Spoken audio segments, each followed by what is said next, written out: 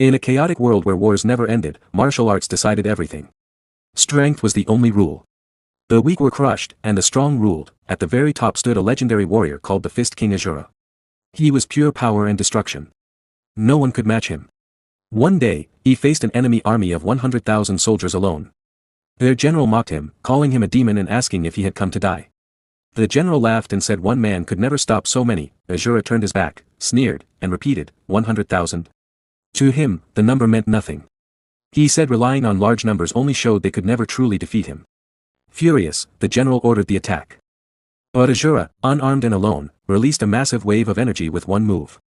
It destroyed the entire army and even shattered the battlefield. He was unstoppable. One by one, the greatest masters of the time fell before him. Finally, Asura conquered the whole land with his fists and united it under his rule.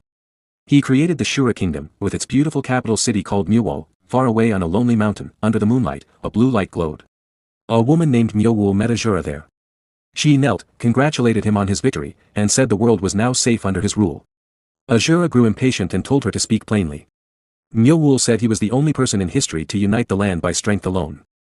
No title like God of War was big enough for him anymore. She said she had called him there to give him a special gift, a secret manual of immense power that only he could master. Curious, Asura touched it. Suddenly, red liquid burst out and his blood drop on magical liquid and magical chains appeared from nowhere. And they approached towards the Asura. They wrapped tightly around his arms and legs, binding him. Shocked by the betrayal, Asura struggled, but the chains were too strong. Manhwa smiled and said his rule was over. From that day, she would be queen. Asura glared silently. Looked at her. Then, anger rising, he reminded her who he was, the chosen one of heaven, the embodiment of destruction. Manhwa sensed danger and shouted for her allies to activate a magic barrier. But it was too late. Asura broke the chains with explosive force and punched forward. Red energy covered Asura's fist and face and his whole body force to froze him in place. Asura released even more power, but the red energy turned against him and swallowed him whole. The traders watched as Asura was completely sealed away. They knelt before Manhwa and hailed her as the new queen of the Shura kingdom. So the great Fist King Asura, ruler of the world, met a sad and lonely end. In the darkness, a system window suddenly appeared, asking someone to become a player. But a pair of fists smashed it to pieces. The scene changes. A young man named Yuda looks confused, unsure what just happened. A small fairy flies near him and shouts, Yuda, watch out. A huge dragon-like monster bursts from the shadows and attacks him. Yuda quickly draws his sword and dodges the strike. The monster's powerful blow still pushes him back, but he digs his sword into the ground to steady himself. The beast prepares to breathe fire. The system warns that the attack will take 2 seconds. Yuda has no time to fully react and is shocked, but he holds his ground. Flames explode toward him. Just in time, his system guide analyzes the attack and grants him strong fire resistance. He walks out of the flames completely unhurt. Yuda charges forward. His holy sword of Asterion glows brightly. He calls down a pillar of heavenly light and releases the attack. The beam strikes the monster's head, slicing it apart and defeating the beast. The system announces, Floor 998 boss defeated. Quest complete. Yuda takes a deep breath and says the fight was harder than he expected. The fairy notices his worried face and asks what is wrong. She smiles cheerfully and says only the top floor remains, they will soon be free and can see their families again. Yuda smiles back, but something still troubles him. It has been 3 years since he was summoned to this tower. Only one final challenge is left. So close to the end. He wonders what waits at the top. The fairy calls to him again. He shakes his head to clear his thoughts, touches the huge door, pushes it open, and steps onto the tower's final floor. No matter what waits ahead, Yuda feels confident. With his high stats, no monster can stop him. He is sure he will win and finally go home.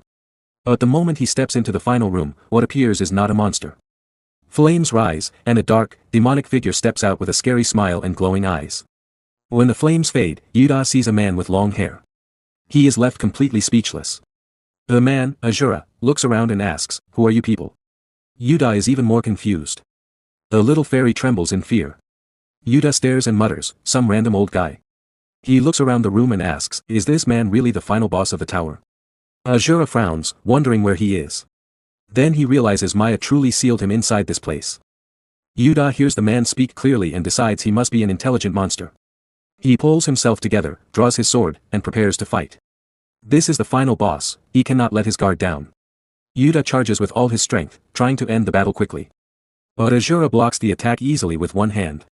Yuda is shocked. The boy keeps attacking, swinging his sword again and again. Asura barely moves and deflects every strike with his arm. He does not even step from his spot. With one final effort, Yuda jumps high and shouts, "This is the end." He pours all his power into his holy sword of Asterion and unleashes heaven's judgment. Asura smirks and calls him a brat. To Yuda's amazement, the man catches the glowing blade with his bare hand. The ultimate skill stops completely. Yuda cannot believe it. This really is the final boss. His system guide starts analyzing for a weakness. It finishes and shows a high chance of success. But Asura only glares at the sword calmly. With one quiet word, Yuda's system screen flashes a critical error. The success chance drops to less than 1%. Yuda panics. He has never met an enemy this powerful in the entire tower. A dark, demonic aura surrounds Asura.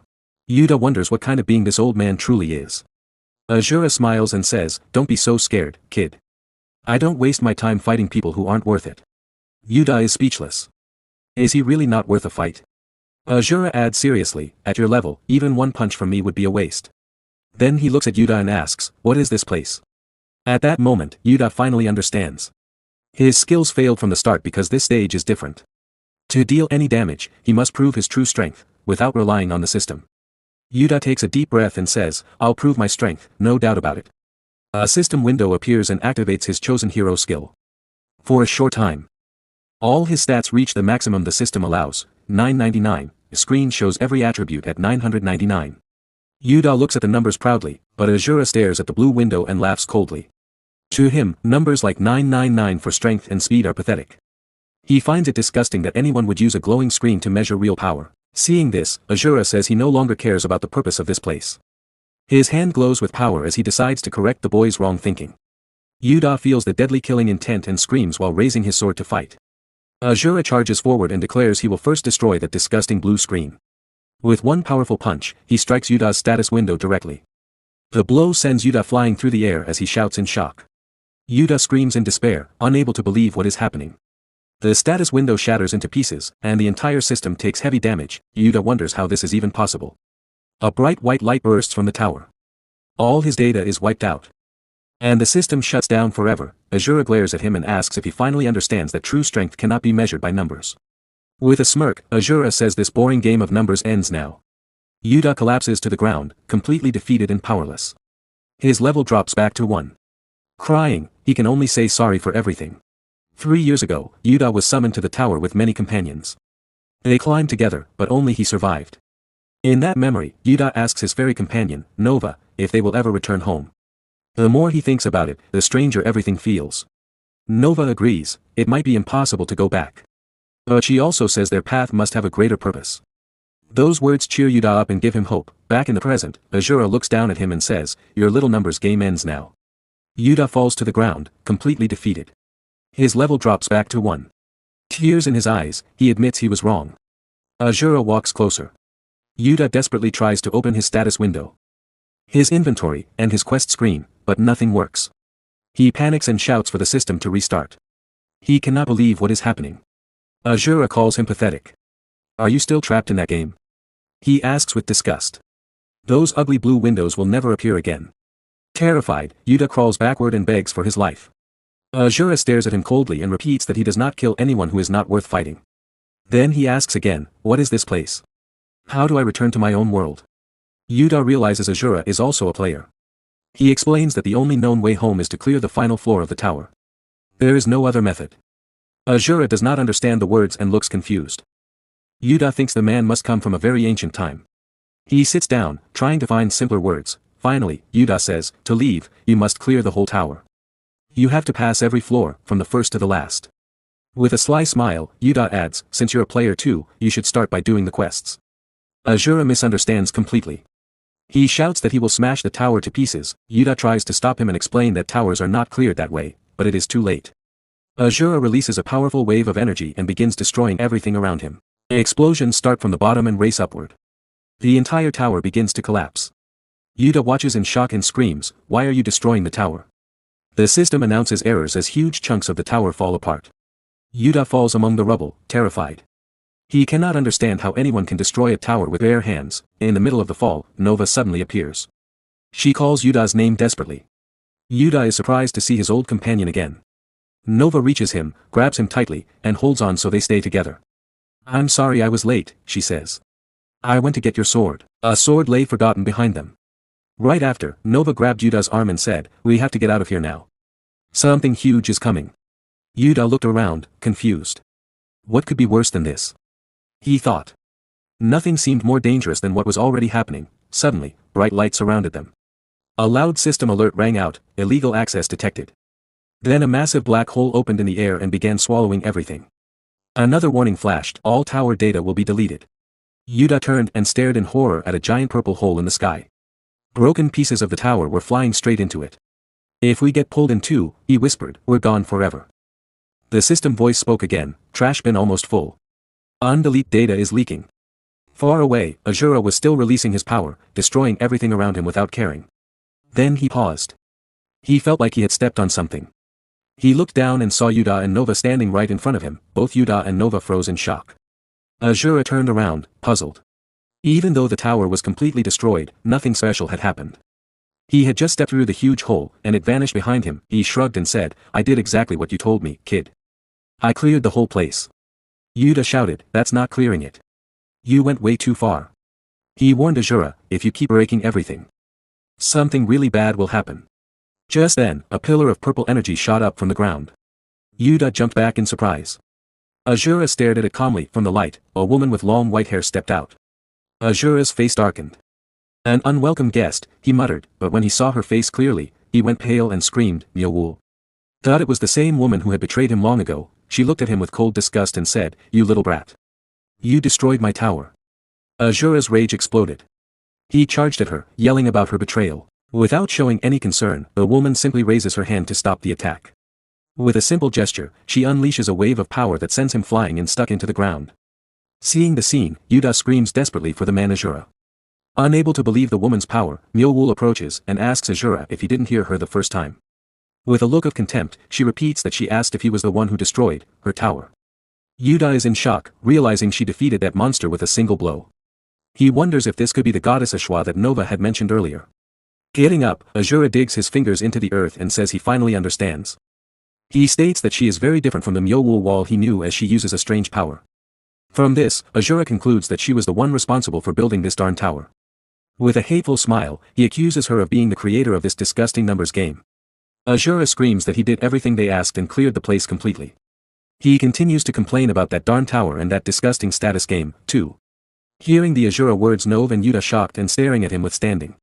The woman Eshua also staring and listened to Asura and Asura Countess. Because of this, he lunges forward and demands that she send him back to his original kingdom. The woman stares at him with a mocking smile, unfazed by his threat. Right after, Eshua starts laughing, finding the whole situation hilarious. She then asks who told him that ridiculous story about going back home. Seeing this, Yuda and Nova felt surprised and nervously confused. Asura gets up and she tells him to break whatever he wants without a care. Mai challenges him, saying that if he destroys everything she's created, she'll send him back. Suddenly, system announces that data from the recycle bin is being restored in front of Yuda. With that, several players begin to appear, and the boy is left confused about what's going on. He's in shock when he sees that these players are his former deceased companions. With a wicked smile, the woman says that the towers he needs to destroy now are different ones. The scene shows a world filled with countless towers, revealing that many more still need to be conquered. Yuda burns with anger. When he sees how cruel it all is, a golden aura bursts from him. Right away, he charges forward with all his strength, sword raised. But the woman blocks his attack easily with her purple energy. She catches the blade in her hand and calls him trash for daring to attack her with such weak power. The dead companions came back to life one by one. Eshua looked at Asura and said, it won't be easy from now on. There are still many towers left in this world that you need to destroy. Then she laughed loudly. Yuda stared in confusion at his friends who had died, now standing alive again.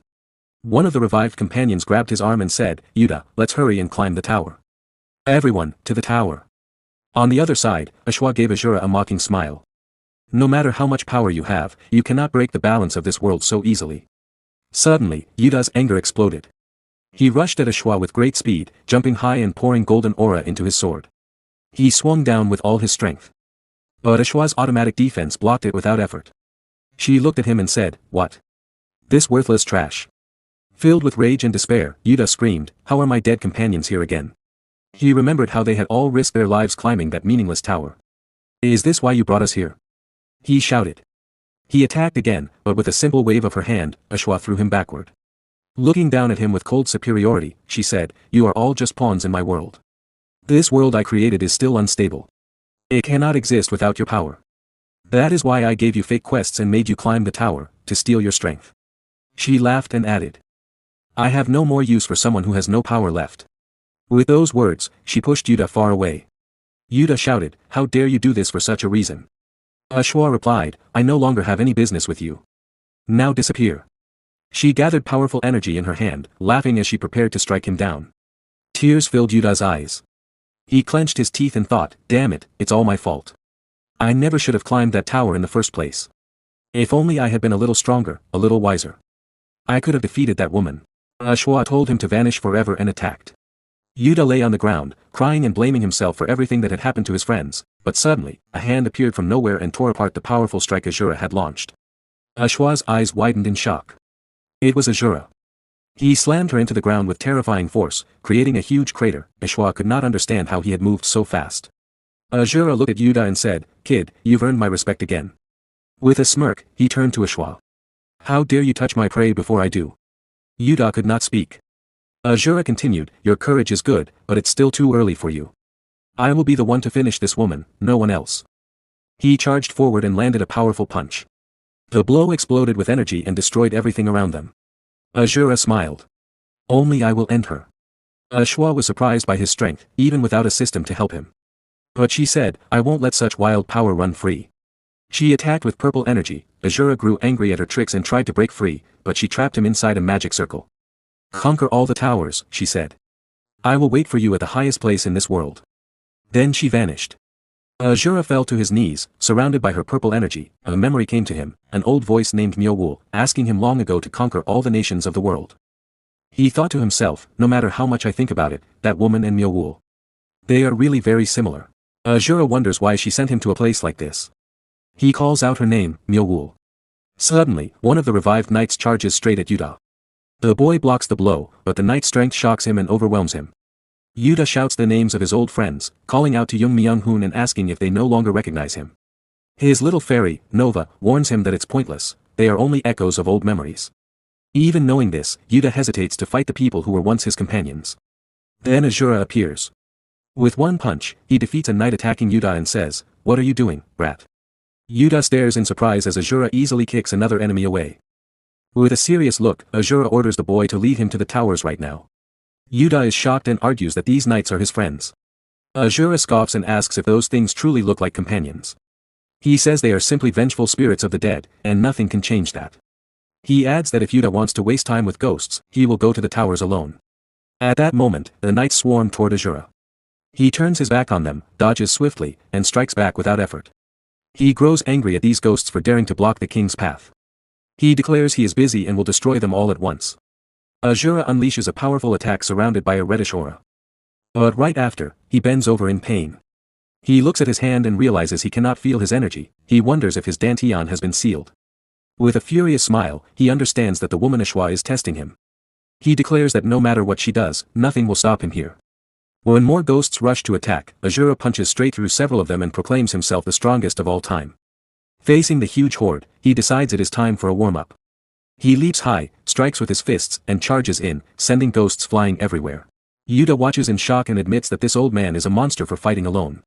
But he notices a serious problem: no matter how many ghosts Asura defeats, they keep respawning without end.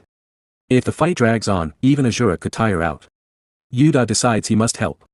He grabs his holy sword. Just then, Nova appears and tells him to calm down, the situation is too dangerous. She warns that using the holy sword without his full stats could destroy his body. Yuta says he knows the risk, but a ghost grabs him and calls him into the darkness. The spirit of his old companion begs him to climb the tower together again. Yuta uses the holy sword's power to break free. With a determined expression. He says he must act to avenge his dead friends. No matter what happens, he will find the woman Eshua who caused all this. Yuta shouts to get Asura's attention while the man keeps fighting the ghosts. With confidence, Yuta asks if the warrior can take his next attack without dodging and tells him to keep drawing the enemy's attention. Asura does not understand aggro and gets annoyed. He tells the cheeky kid to shut up and stop giving orders on the battlefield, then attacks more ghosts. Yuta's plan works, all the enemies focus on Asura. Yuta seizes the chance, leaps over the horde with his sword raised. For a moment, he looks at the faces of his former companions and feels pain in his chest. Tears fill his eyes as he apologizes to his friends one last time. He swears he will avenge them, no matter the cost. Then he releases the full power of the holy sword. A massive golden magic circle forms in the sky. Bright energy crashes down, creating a huge explosion that wipes out all the ghosts. Asura smirks and calls the boy a bold, reckless brat. Yuta drops to his knees, barely able to move. Asura admits that the kid is actually quite useful after all. Yuta breathes heavily and looks at Asura with a determined gaze. He tells him to remember one very important thing between them: the one who will finish that woman will not be Asura. Completely exhausted, Yuta collapses. Asura easily picks him up in his arms. With a wide grin, he laughs and calls the boy a sassy, insignificant brat. He wonders how the kid dares to give him orders twice, but admits the boy made him laugh. As a reward, he promises that if Yuta grows stronger, he will get his chance for revenge. With a confident smile, Asura says he will eagerly wait for that day. The scene shifts to a ruined place covered in strange runes. A large hole gapes in the ground ahead. A mysterious warrior wearing a skull helmet and carrying an axe stands on a sharp rock at the edge of a cliff, surveying the landscape. Suddenly, a strange purple energy begins to glow from the eye sockets of the skull helmet. The scene opens in a remote valley surrounded by tall cliffs, with a powerful waterfall crashing down in the background. Asura sits under the waterfall, letting the heavy water pound his body to regain his strength. He stares ahead with fierce focus, enduring the training. The force of the water is so strong that it shatters the rocks around him. Still, he feels nothing, no inner power at all. Anger rises in him as he remembers how that woman, Eshua, dared to seal his dantian. He calls her bold for doing that. Realizing he has no other choice now, Asura turns to Yuta, who is still unconscious on the ground. He kicks him hard. "How long are you going to sleep?" he growls. Then he grabs Yuta and throws him down again. Yuta slides across the dirt. Annoyed, Yuta stands up, gripping his sword. "You muscle-brained gorilla. You're finally showing your true colors." Asura smirks. "You still don't understand the situation, brat. Do you want to die?" Yuta glares back. "Finish me then. But first, shouldn't we find that woman?" Asura's anger flares. "You idiot. She's hiding inside the towers. This whole world was created by her." Yuta and the little fairy Nova shrink back, scared of Asura's rage. With a wild smile, Asura continues, "If I destroy every tower, I'll force her out." Yuta sees the logic but wonders why he has to follow this madman. Nova whispers to Yuta, "No matter how you look at it, he's dangerous. He broke his own status window, who knows what else he'll do." Asura overhears and turns sharply. "What are you two whispering about?" Nova jumps in fear and hides behind Yuta. "I don't want to travel with you," Asura says coldly. Then he pauses. "But your sword skills might be useful, brat. Besides, you want the same woman I do. With your weak body, you'll never beat her alone. From now on, I'm training all of you, together." The scene shifts to a massive, strange-looking tower standing before them. A voice says, "We finally made it." Asura stares at the tower and thinks, this is one of the towers she built. He turns to Nova. "In just a few days, you've grown a lot, girl. With a body like that, you'll be useful." Nova bows seriously. "Thank you, master. It's all because of your training." Asura nods, then asks, "Where's that weak brat?" In the background, Yuta can barely walk, leaning on a stick for support. His body has no energy left. Nova proudly flexes her new muscles while Yuta mutters, "Just give me a second." He looks at them and says, "You're both lunatics." He stares at Nova in shock. She looks completely different, stronger, more muscular. Exhausted, Yuta collapses. "I can't take another step." Asura glares at him. "Pathetic brat. You can't even keep up." Then he looks at the tower. It's ugly and strange. Nova asks, "Master, are we going inside?" "I don't see an entrance." Asura smirks. "We don't need an entrance. We're going to smash this thing to pieces." Nova's eyes light up. As expected of Master. One punch and it's gone. Yuta panics and tries to stop them. "Wait. Think about this." But it's too late. Asura charges forward. Purple energy gathers in his fist. Just as he swings, a system warning flashes, "Critical error. Force transfer to tower interior." All three are suddenly pulled inside. Yuta screams, "You crazy old man. You didn't think at all." The scene changes to a ruined city, crumbled buildings. Dark sky. A blast of purple energy explodes against one of the structures as the three crash to the ground. Asura stands and looks around. What are these creepy buildings? Yuta gets up, confused. Where are we? He notices Nova has returned to her small, normal size. She touches her arms sadly. My muscles. They're gone. Looking at the destroyed city, Yuta wonders if this is even a real city.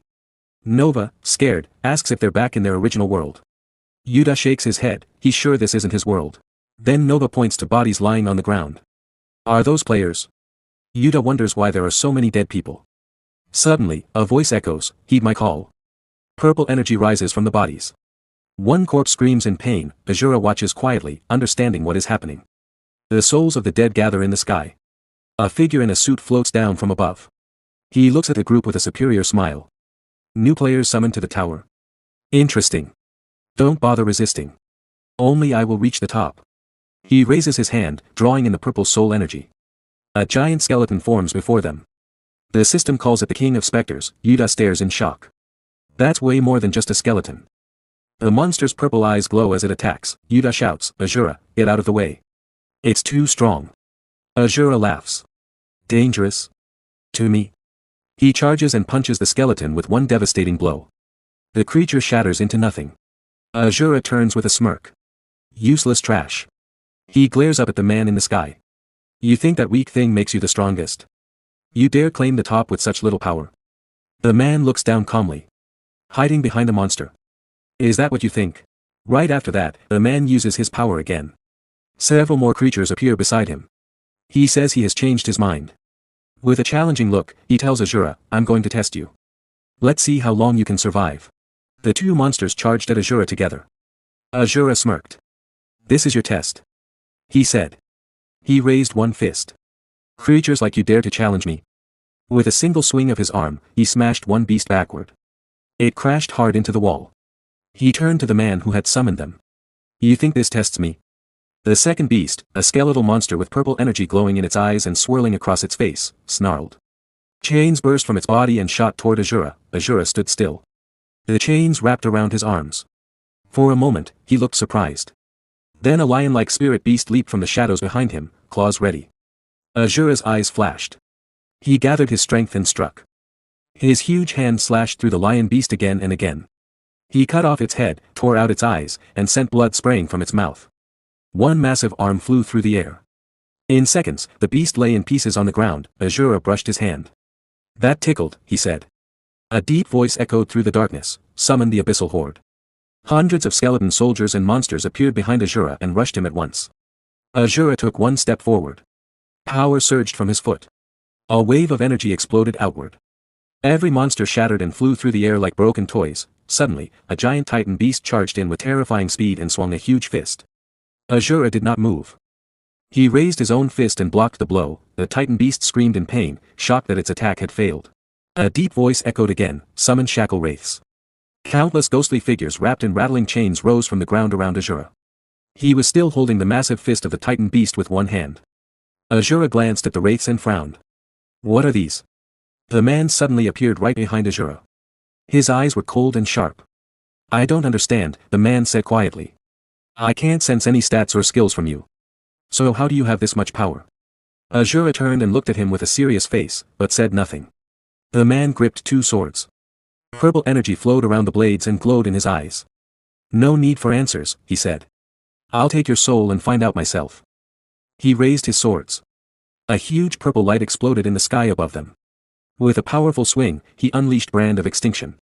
A massive wave of destructive energy rushed toward Yuta and Nova. Yuta's eyes widened in shock. That power is insane. He's fighting that monster on equal ground, one-on-one. Just who is this guy? Nova's face turned pale. Yuta, run. He shouted. That's no longer a normal player. I don't know why, but I feel it clearly, that man is giving off the same kind of power as Goddess Eshua. The battle between Asura and the man tore the tower apart. Dust and smoke filled the air. When the dust settled, the man stood calmly. Is this finally the last soul? He said. He was a troublesome one. He looked at the beast beside him. With this, my contract with Goddess Eshua is complete. He raised his hand. Purple energy gathered around it. Nameless player, he commanded, soul absorption. With a cold stare, he added, I will put your soul to good use.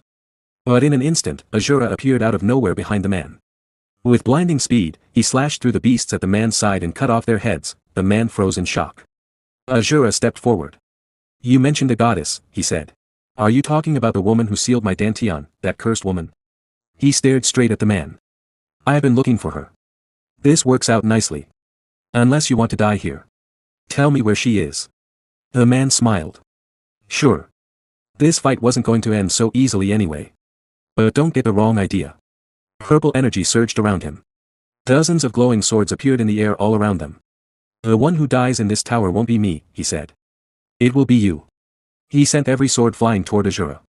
Asura blocked them all with his bare hands. Still smirking, he caught one sword, yanked it toward himself, and threw it straight back at the man. The force was so strong that even the air around it shook. The man's eyes widened in surprise as the sword flew past him and smashed into the wall, blowing a huge hole through it. The man smiled again. You really are an absurd monster. Purple energy swirled around the man's hands and swords. I won't deny it anymore, he said. You are strong. Now I will fight you with everything I have. He commanded, armor of Hades. Dark armor formed over his shoulders and arms. He leaped forward with incredible speed and swung both swords at Asura. Cold eyes gleaming, he laughed. Try to take this. A massive wave of purple energy burst from his blades. Asura ducked low. The energy missed him and slammed into a nearby building, tearing it to pieces. Asura smirked. Is that all, brat? Not yet. The man shouted. He twisted in the air, jumped even higher, and prepared a stronger attack. Asura clenched his fist. You're right about one thing. The gap between our power is huge. He blocked both swords with his bare hand. A massive explosion erupted, destroying everything around them. The man felt a flicker of fear, then forced a laugh. Yes. You really are strong. For now. He turned his cold gaze toward Yuta, who had been watching in shock. You said you were looking for Goddess Eshua. The man asked Asura. She is the one who gave me this tower. But I haven't gained full control yet.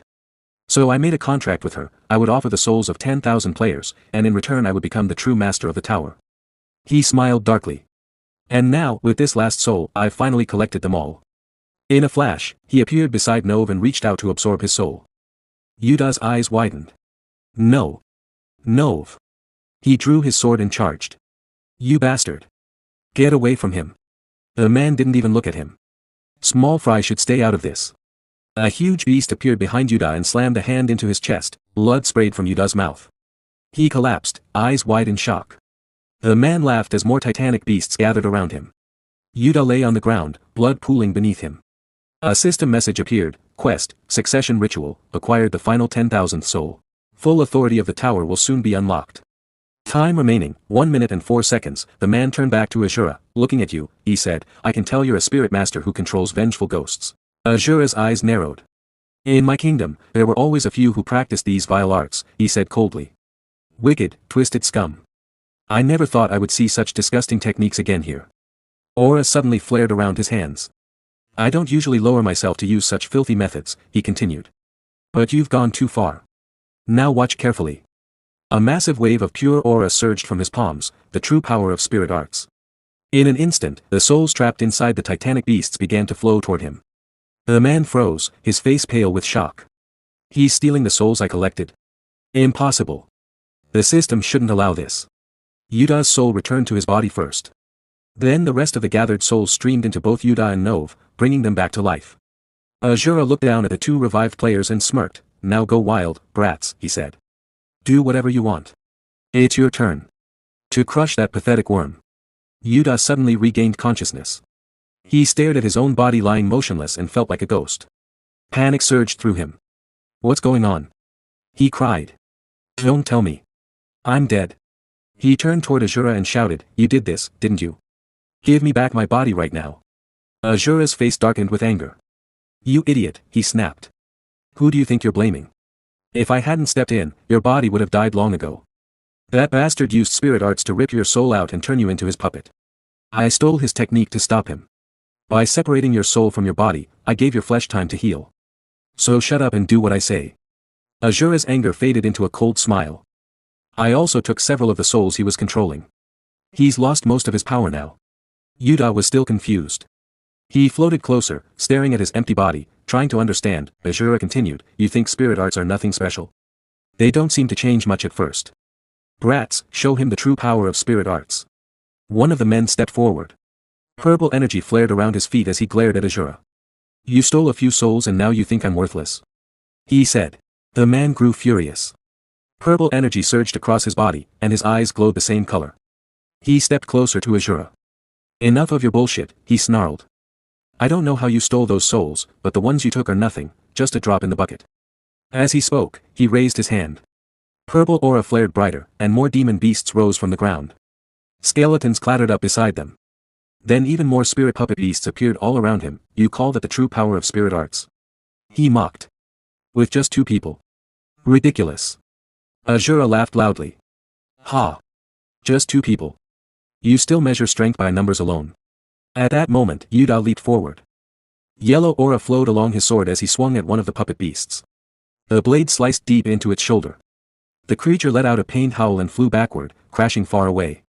Dust exploded into the air from the impact. The man stared in shock. His eyes widened. What? Is this power? He thought. Where did it come from?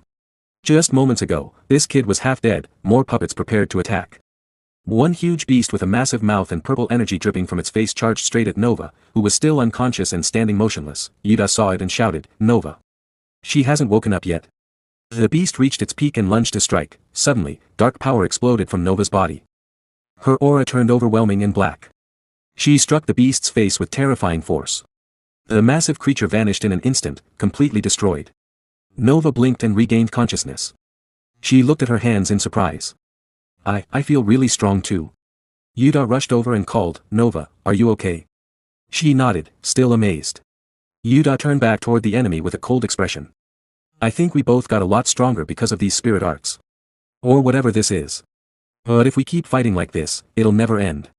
He looked at the growing army, spirit puppets, giant beasts, screaming souls, zombies, and skeletons, all covered in flowing purple energy. Asura glanced at the man and noticed he was still using his power to summon even more puppets without stopping. Asura looked at Yuda and Nova and said, listen carefully. To stop him, we have to destroy that disgusting system window first.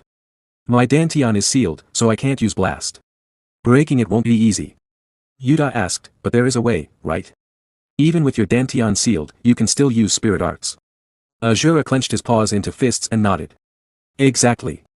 I can't use internal chi, but external chi is no problem for me. He turned to Nova. If there's enough chi, I can create power equal to blast. Your chi is special, kid. Lend it to me. Nova's eyes widened in shock. Deep inside the dark tower, dust floated everywhere. A system notification suddenly appeared in front of the man, warning. The number of souls required for the quest is insufficient. Acquire more souls to complete the quest. The man stared at his blue system window and muttered, those worms wasted the souls I needed. Anger filled his voice. But I can collect more later. First, I must get rid of those pests. He raised his hand. Purple energy swirled around it. My souls. He shouted. Answer my call. Hundreds of soul puppet beasts appeared around him. He pointed forward and commanded, sweep away every enemy in sight. Asura watched the army of puppets and said to Yuda, we only get one chance. Trust me and give everything you have. Open a path so I can reach him. The puppet beasts charged forward while the man controlled them from behind. Yuda gripped his sword. Don't worry, he told Asura. I'm not doing this because I trust you. I'm doing it for Nova and for myself. I will open that path. Yellow aura covered Yuda's sword. He shouted, Holy Sword of Assyrian. Bright holy light burst from the blade. With one powerful swing, he cut a wide path through the puppets. The man laughed as he watched from his system window. Fools! You waste all your strength just to clear my army. It's useless. You can't handle all the souls I've collected. Suddenly, Asura appeared out of the darkness right in front of him. Just as I thought, Asura said with a wild grin. Every time my spirits died, you opened that blue window to check it. Coward. The man's eyes went wide with shock. Asura gathered spirit energy into his fist. Nova poured all his chi into Asura to make the attack stronger. Asura roared, your annoying games end now. And punched the blue system window with full force. Fist King Asura style, destruction. A huge explosion blasted everything around them. The system window cracked and shattered into pieces. The name Lee Chanwoo, level 99 and his endless HP and MP vanished with it. The man screamed, this can't be. His mouth hung open in horror. In his mind, he thought, everything I built. Destroyed so easily. I can't accept this. His eyes turned red with rage and fear. My stats. My power. My world. All gone. A final system message appeared, error. Error. Soul data damaged. All souls will be permanently deleted. Quest succession ritual failed. Yuda collapsed to the ground, exhausted from clearing the path. Slowly, he stood up again. He placed a hand on his chest and felt his heartbeat. "Ha!" he whispered in surprise. "I'm back in my real body." He looked at Asura with amazement. "My body really healed, just like he promised." "Who is Asura, really?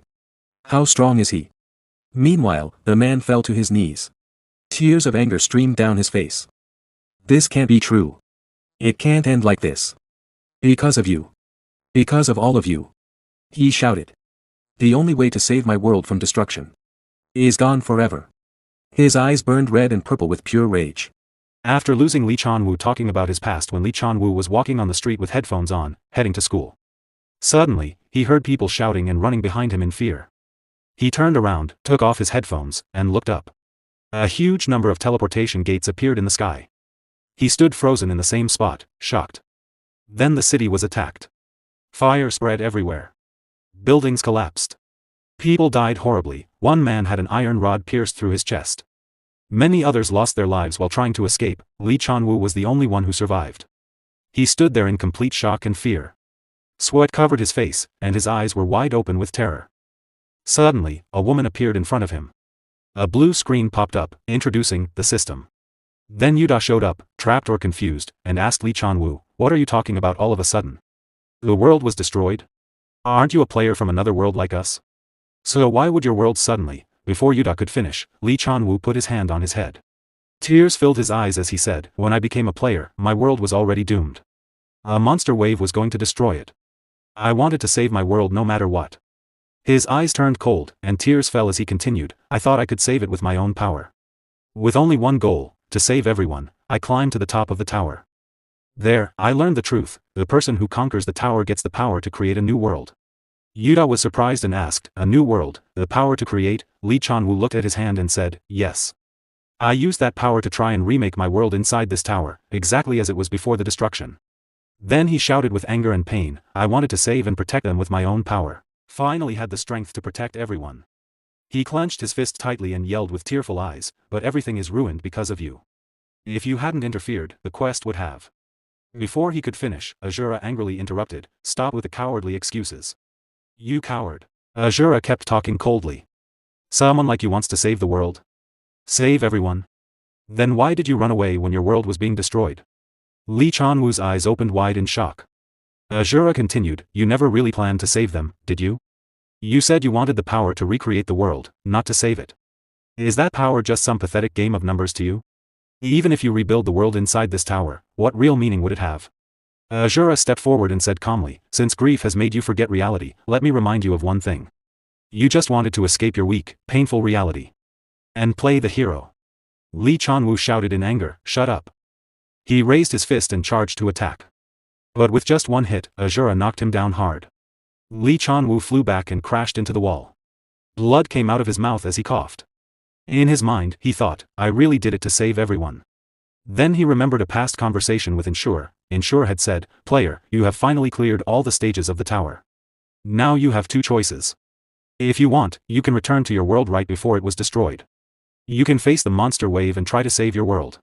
Lee Chanwoo stayed silent. Ensure smiled coldly and continued, "Or you can accept a special quest.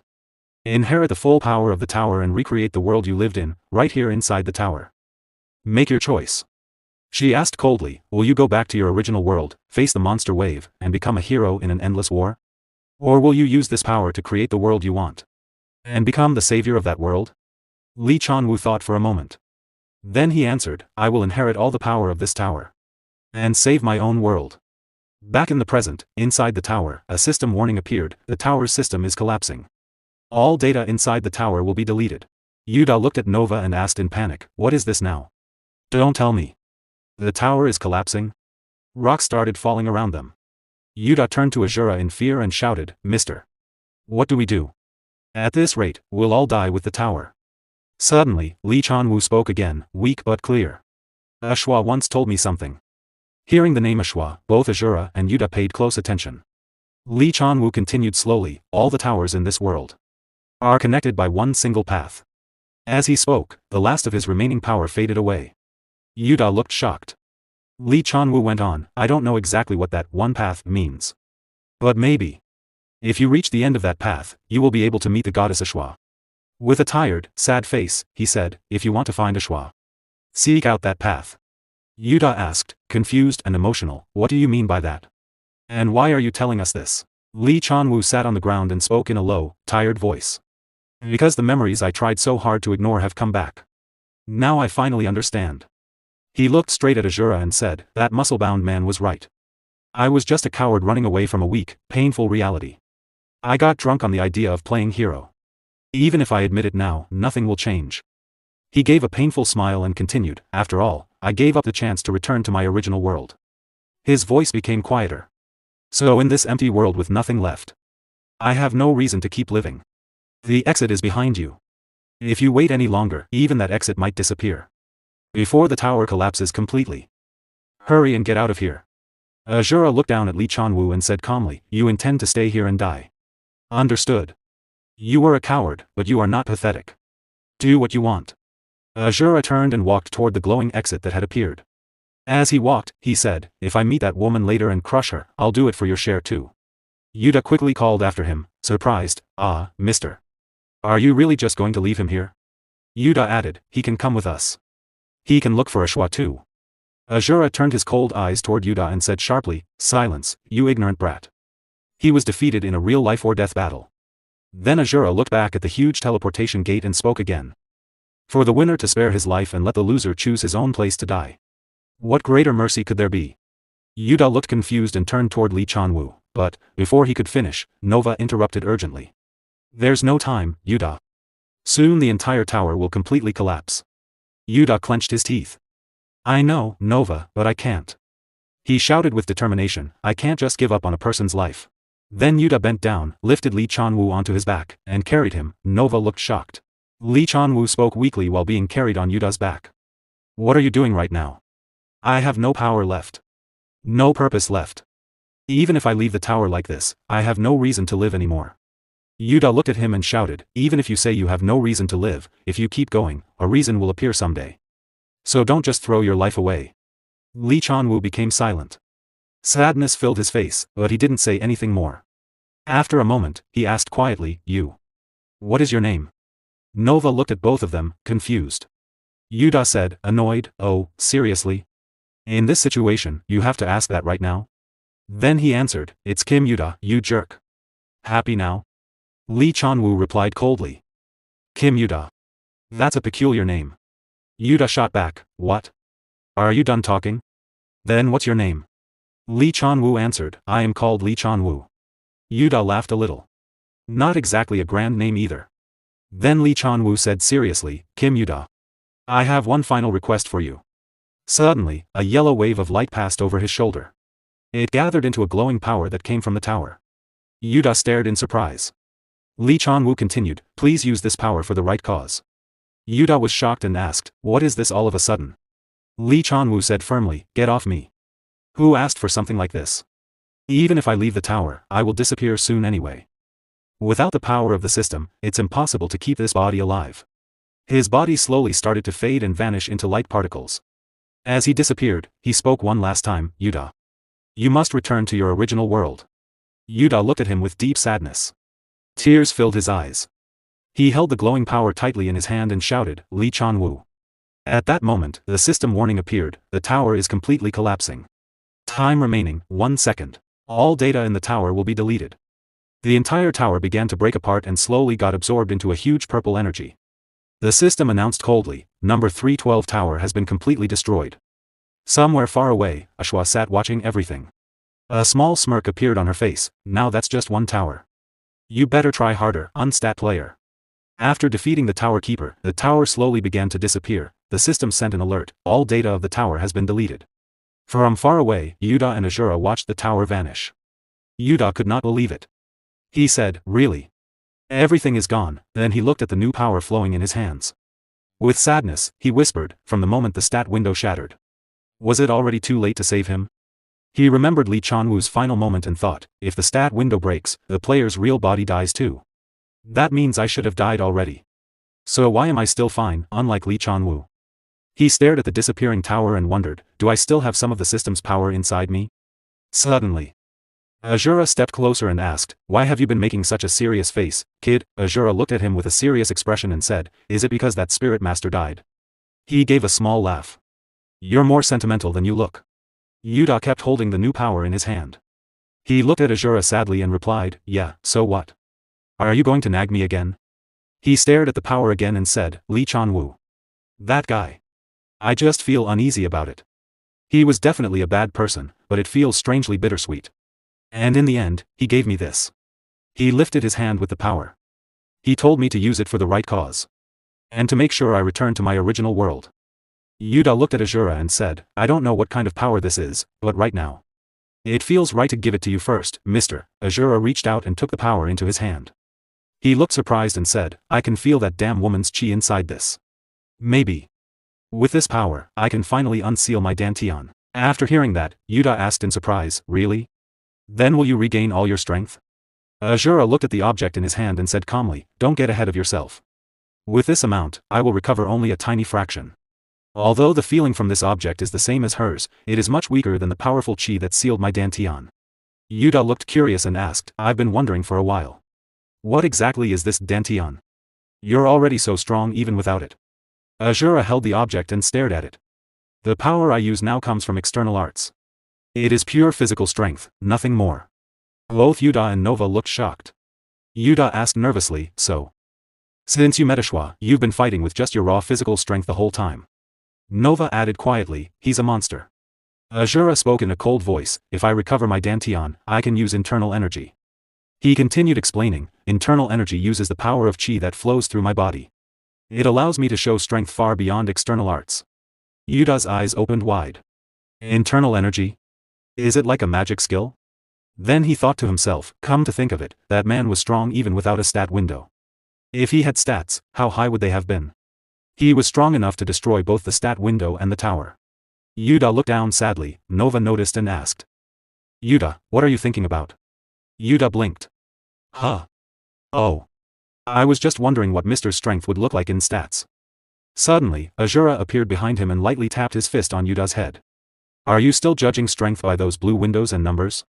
Yuta rubbed his head in pain and said nervously, he has sharp ears too. Nova whispered, he's definitely a monster. Yuta asked Asura, then what is real strength to you? Asura gave a small smirk. Foolish. He raised his hand and said, strength comes from blood and sweat. It comes from training and effort. He clenched his fist tightly. Listen carefully.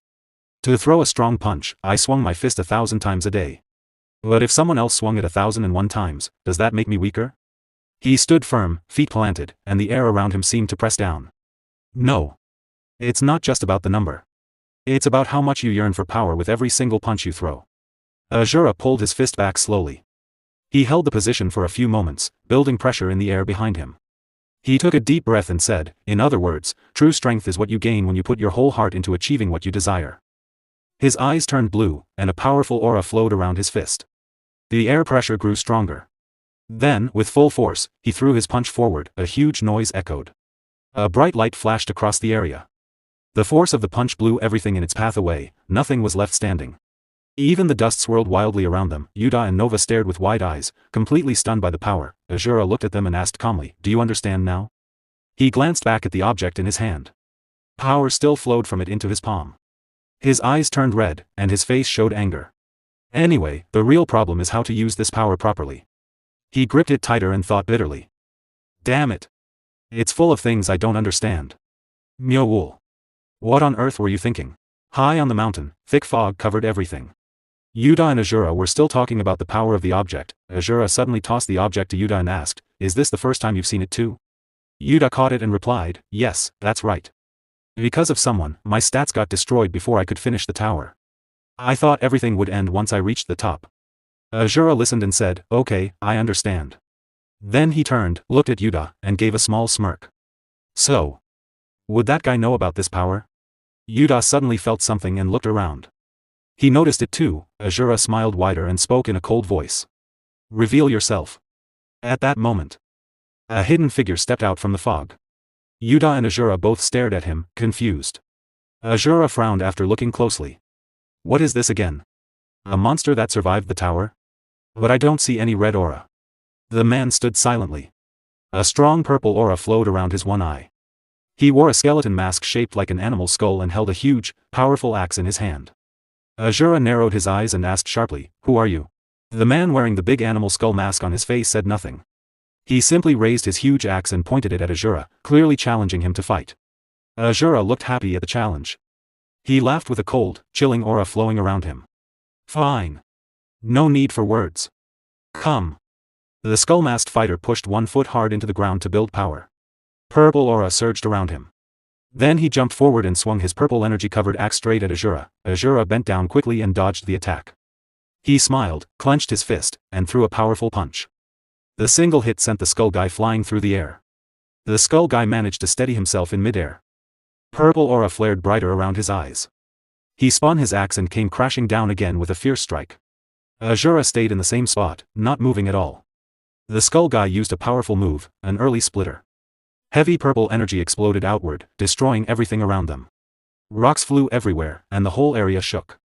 When the dust finally cleared, blood spots were scattered on the ground. But Asura stood unharmed. He had caught the axe blade directly with one hand and stopped the attack completely. Asura smiled and smirked. "You have quite the stance." The skull guy stayed silent. Asura gripped the axe tighter, pouring more power into his hand to try to break it. However, he shoved the axe back hard, forcing the skull guy to release his grip. Then Asura stepped forward and smashed his fist into the masked face. It is futile to target this king with just that. The powerful punch shattered the skull mask into pieces.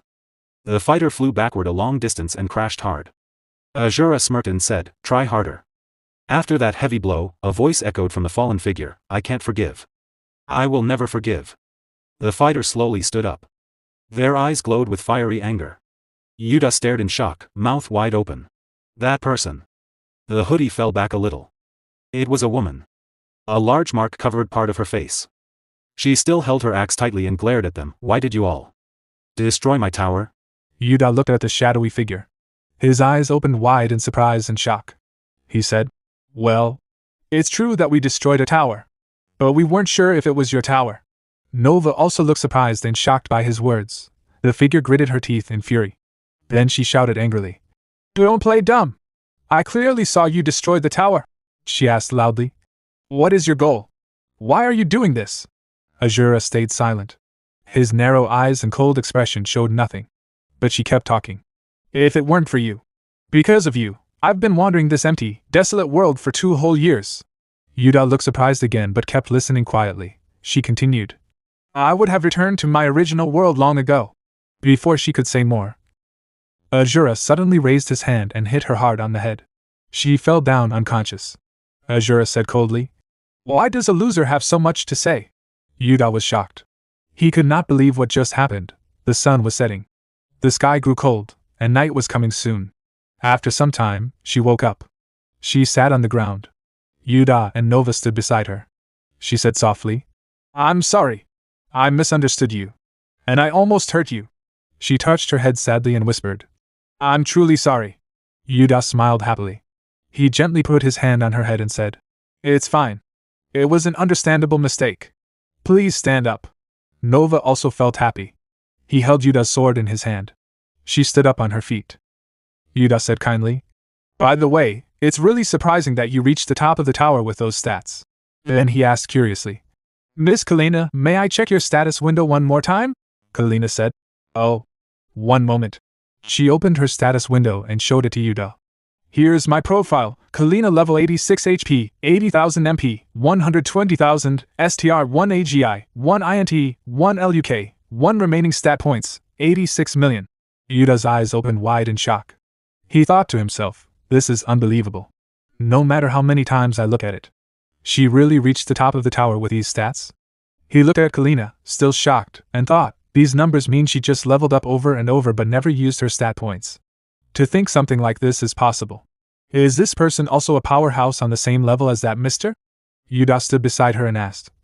You said you didn't see anything at the top of the tower. Right. Kalina nodded. Right. There was nothing. Not even normal monsters appeared. Instead, I got a message saying stats are insufficient, and then the tower started to disappear. Yuda put his hand on his chin and thought for a moment. Then he said, "An error happened because the stats were not enough. As expected, that must be Eshua's doing." Kalina looked surprised. "Eshua," Yuda explained. "Eshua is the entity that gave us these status windows and powers. It also called us to the tower. We are chasing that entity so we can return to our original world." Kalina looked at Asura and said, "If that's true, then that person too." She asked, "But what is he doing right now?" Asura was sitting on the ground. He held the special power they got from the previous tower keeper in both hands. He closed his eyes. Energy started flowing around his body. Yuda looked at him too and said nervously, "Good question." Suddenly, the power in Asura's hands floated into the air. His mana glowed brighter and stronger. He was trying to unlock and release his sealed dantian. All at once, Asura released a huge burst of energy. The powerful pressure made nearby rocks fly away. A strong stream of energy shot straight up into the sky. Yuda and Nova quickly covered themselves as the pressure wave hit them hard. Yuda shouted, "What is this now?" Asura's body was wrapped in glowing chains. A bright blue aura flowed around him. The chains were blocking his dantian. Yuda saw it and thought, he's just trying to recover his dantian. Why are the effects so dramatic and flashy? Suddenly, a strange aura struck Yuda's mind. He froze in fear. His face turned dark. His eyes glowed with strange light. He grabbed his head and thought, "My head." Suddenly. Then he screamed in pain. Suddenly, a memory hits Yuda. He sees a huge mansion being destroyed by a massive explosion. Dust flies everywhere. Fireballs fall from the sky, crashing into the mansion and burning everything around it. A strange figure stands high in the sky, throwing powerful fire down with great force. Eshua looks up at the figure, crying loudly and screaming, "No!" Yuda feels confused. He thinks, what are these memories? That face looks somehow familiar. Meanwhile, Asura stands up slowly. Dust swirls around his feet. He raises his hand and says, "My internal energy has started flowing a little. But it's still too weak. I need much more power to unseal my dantian." He thinks of Eshua and mutters, "The seal that woman put on me. I have to break it using that power, right?" A smirk appears on his face. Interesting. Then Asura looks at Kalina and Yuda. "I've found a way to regain my full strength. If I absorb these energies, I can completely restore my dantian." He smirks again. "So hurry up.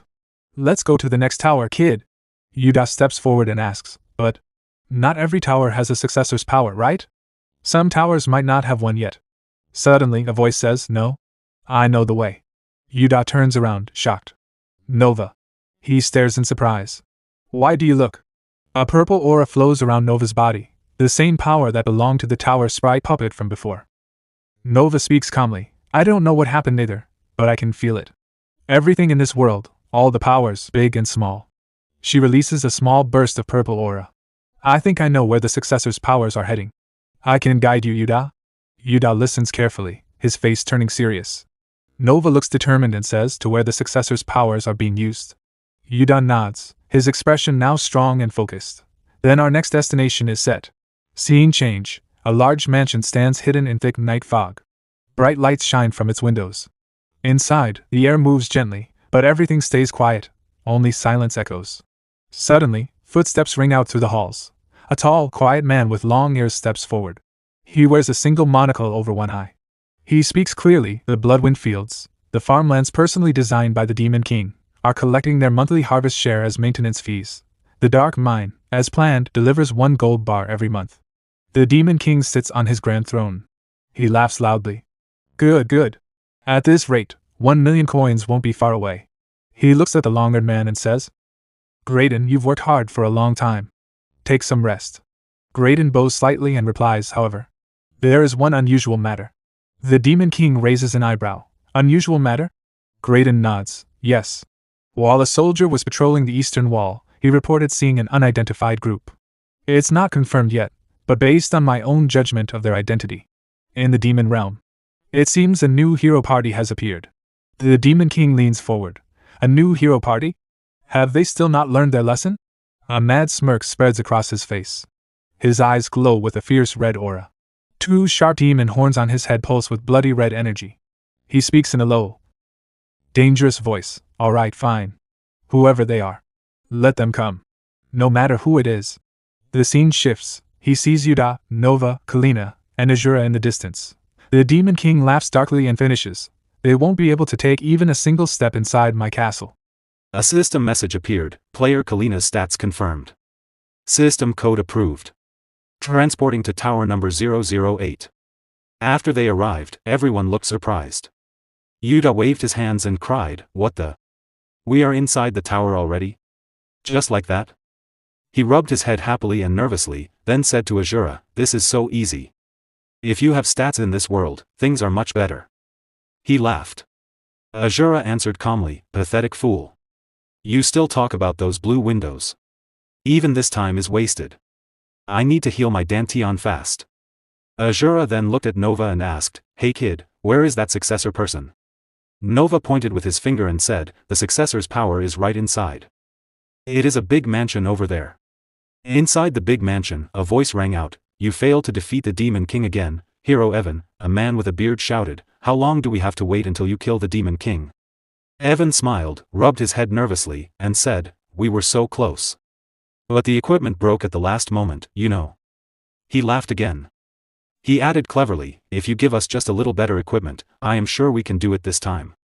The king, who sat on the throne with a big mustache and beard, said in shock, "Equipment? A few months ago we gave you the best equipment, right?" Evan answered with shame, Yes, but those weapons were not my style." Ha ha ha. With a big smile, thinking of a beautiful lady, he added, "Oh, and while we are at it, can we pick some new saintesses? My holy power feels weak lately." The king gritted his teeth in anger and shouted, "Your shamelessness has no limit." Then he roared, "Evan James. You are no longer the hero of our kingdom. You are banished." Suddenly, many spears floated around Evan. He looked surprised. He waved his hand nervously, laughed in confusion, and asked, "Why are you acting like this again? I am telling you, this time will be different. I have a secret weapon ready." Before he could finish, the king yelled, "Do you think I do not know? You used the fight against the Demon King as an excuse to waste the kingdom's money and live wildly." The king's eyes narrowed. He looked serious and said, "If you do not leave right now, I will kill you here." Evan James smirked, raised one hand, and said, "You are too angry today. Do you know how much I have done for this country?" Suddenly, a loud explosion happened behind him. The wall blew apart. Rocks flew everywhere. The guards and Evan were shocked. One guard cried in fear, "What is this?" Another asked, "What is happening?" A third guard saw Asura and shouted, "Don't tell me. Is this a raid by the Demon King's army?" Nova pointed at Evan and said to Asura, "It's that person. I can feel the successor's power coming from him." Evan James stood there in shock and panic. Asura made a fist. Air gathered around it. He bent low, ready to attack, and shouted, "If you don't want to die, hand over your power right now." One guard yelled, "How dare you cause trouble here? Do you not know where you are?" Another guard shouted, "Subdue that bastard at once. The punishment for insulting the royal family is immediate execution." Asura swung his fist. A wave of air pressure flew out and hit the two guards. They flew into the air and crashed hard. Evan stayed in his spot, still shaking with fear. Then he looked at Asura with cold eyes and thought, "What was that just now?" Two royal guards sent flying. With only one punch. This guy is. Suddenly Evan smirked. He started laughing loudly and shouted with excitement, "Look, Your Majesty. These people are the secret weapon I told you about." Asura looked at him in confusion. Yuta and Kalina also looked confused. But Evan kept talking. "It is not just this man who has superhuman strength. Every single person here is much stronger than an average S-rank mercenary. With these people, we will surely defeat the Demon King Belzer." Nova, Yuta, Kalina, and Asura still stood in the same place. Asura gritted his teeth in anger and asked, "What?" Outside the kingdom, people were walking around normally. They had no idea what was happening inside the palace. Inside, Asura punched Evan James, sending him flying into a large pillar. The pillar was crushed from the impact. Asura shouted at him as air swirled around his body, "What kind of bullshit are you spouting?" Evan James slowly got up with a smile and said, Sorry. Are you guys new players? Or successors?" Yuta looked confused and replied, Well, we are." Before he could finish speaking, Evan James put his hand on Yuta's shoulder excitedly and said, "No, forget it. That kind of thing isn't important right now. It seems you're after the successor's power. In that case, you've come to the right place. He gave a thumbs up and said, let's defeat the Demon King together. Asura shouted in anger. His eyes burned with rage, his face turned dark, and his body filled with burning fury as he yelled, shut up already and stop this nonsense. I just need to extract that power from your body. Evan James's eyes became dark and serious. He said, oh really? Then he smiled and continued, then try taking it. You seem confident that you won't destroy the successor's power by extracting it by force. Asura narrowed his eyes and asked, what did you say? Evan James replied calmly, what? Didn't you know? If you forcibly take another successor's power, it gets destroyed. So if you help me complete the Demon King subjugation quest, I'll hand over my power willingly. Hearing this, Nova and Yuta opened their eyes wide in confusion but said nothing. Asura said with cold eyes, enough. That's a worthless proposal. Suddenly, Yuta spoke up, Mister, wait a moment. It might actually be true. Lee Chanwoo's power wasn't taken by force either. He gave it to us himself. Evan James narrowed his eyes as a green aura flowed through them. He raised his hand to shake Yuta's hand and asked happily, you're someone I can talk to, huh? Nice to meet you, I'm Evan. Yuta replied, ah. Yes, I am Kim Yuta. Then Yuta asked nervously, I have a question though. About not being able to take the successor's power by force, how do you? Before Yuta could finish, Evan James said, now then, what about the rest of you? Deal? Kalina replied, I don't trust him, but it seems we don't have much of a choice. What do you think? Asura looked at Kalina and listened quietly. Then he pointed at Evan James and said, if I sense even the slightest trickery, I will twist your neck immediately. Evan James replied, of course, and laughed. He clapped his hands and said, anyway, since we've come to an agreement, shall we get our equipment sorted first? The scene changed. Lava flowed down the mountains. Smoke filled the air. The place looked like hell. When they arrived, Evan James looked around and said, so this is the demon realm where the Demon King lives. It is much bigger than I thought. Asura, Kalina, Nova, and Yuta stared in shock. Their eyes grew wide with surprise. But Evan James shouted with excitement, now. Let's go defeat the Demon King. Suddenly Asura got angry and threw away the new equipment he had just put on. Evan James saw it and asked quickly, huh? What do you think you're doing? Asura changed back into his old clothes and said, things like this only get in the way. I don't need them. Evan James looked confused and said, okay. But it was expensive though. Then he turned to Kalina and asked, you don't need it either? Kalina looked at her equipment and said, I like it. Asura said quickly, stop wasting time. Where is the Demon King? Evan James replied, usually in these hero stories, we have to reach the Demon King's castle first. The Demon King's castle was huge. Dark red light glowed inside. Thick fog covered the area. Outside, many rocket launchers moved into position. A few minutes later, all the rockets launched into the air. Dust flew everywhere around the castle. The ground where Yuta, Asura, Nova, and Evan James stood was marked as the target. Yuta looked up and shouted, what are those? Wait. Don't tell me those are missiles. Oh no. This is so unfair right from the start. The missiles are coming straight at us. Inside the Demon King's castle, the Demon King sat on his throne and said, stupid hero bastard. Have you still not learned your lesson after getting beaten so many times? I will deal with you properly this time. Using my greatest masterpiece. Anti-hero hybrid state-of-the-art fully armed absolute fortress Ver 82. Evan, I will wipe you out perfectly. From the Demon King's castle. The Demon King laughed like a madman. He used the system to mark their position and launched the missile attack on the hero. The group stood below, watching the rockets fly toward them in panic. Evan James raised his hand, gathering his purple aura into his palm. The energy formed a glowing purple sphere, and his eyes shone with the same powerful light. He released the aura toward the missiles flying at them. The purple energy blocked all the missiles at once, and they disappeared instantly. Evan turned his head and shouted, is everyone all right? Yuta and Nova stood there in shock. Yuta thought, that's amazing. To block all those attacks at once. He's a bit annoying, but a successor is a successor after all, huh? Evan clenched his teeth in anger. That Belzer. Are you planning to go all out from the start again? He looked at Yuta and Asura seriously. Listen carefully. Everyone. Every piece of land here in the demon realm is part of a dungeon created by the demon king. The lava, the rocks, the trees, everything you see can become his weapon. If you let your guard down for even a second, you never know when or where an attack will come from. Suddenly, a fire cannon loaded and began shooting at Evan and Yuta. They quickly blocked the attack together. On top of his castle, the demon king stood holding the fire cannon. "You've brought companions again, hero Evan," he shouted with a mad laugh. "Did you really think I would let you climb to my castle so easily?" Evan gritted his teeth and stepped forward. "Demon King Belzer. How long are you going to hide? If you call yourself a demon king, come out and fight me fair and square." His purple aura flared even stronger around his eyes. "No matter how much you try to hide, you can never stop me." Demon King Belzer laughed loudly. "Very well. If that is your will, then it cannot be helped. In that case, I shall resist that will with all my might." Suddenly, a blue screen appeared in front of him. Yuta and Nova stared in shock. Yuta's eyes widened. "That's a status window?"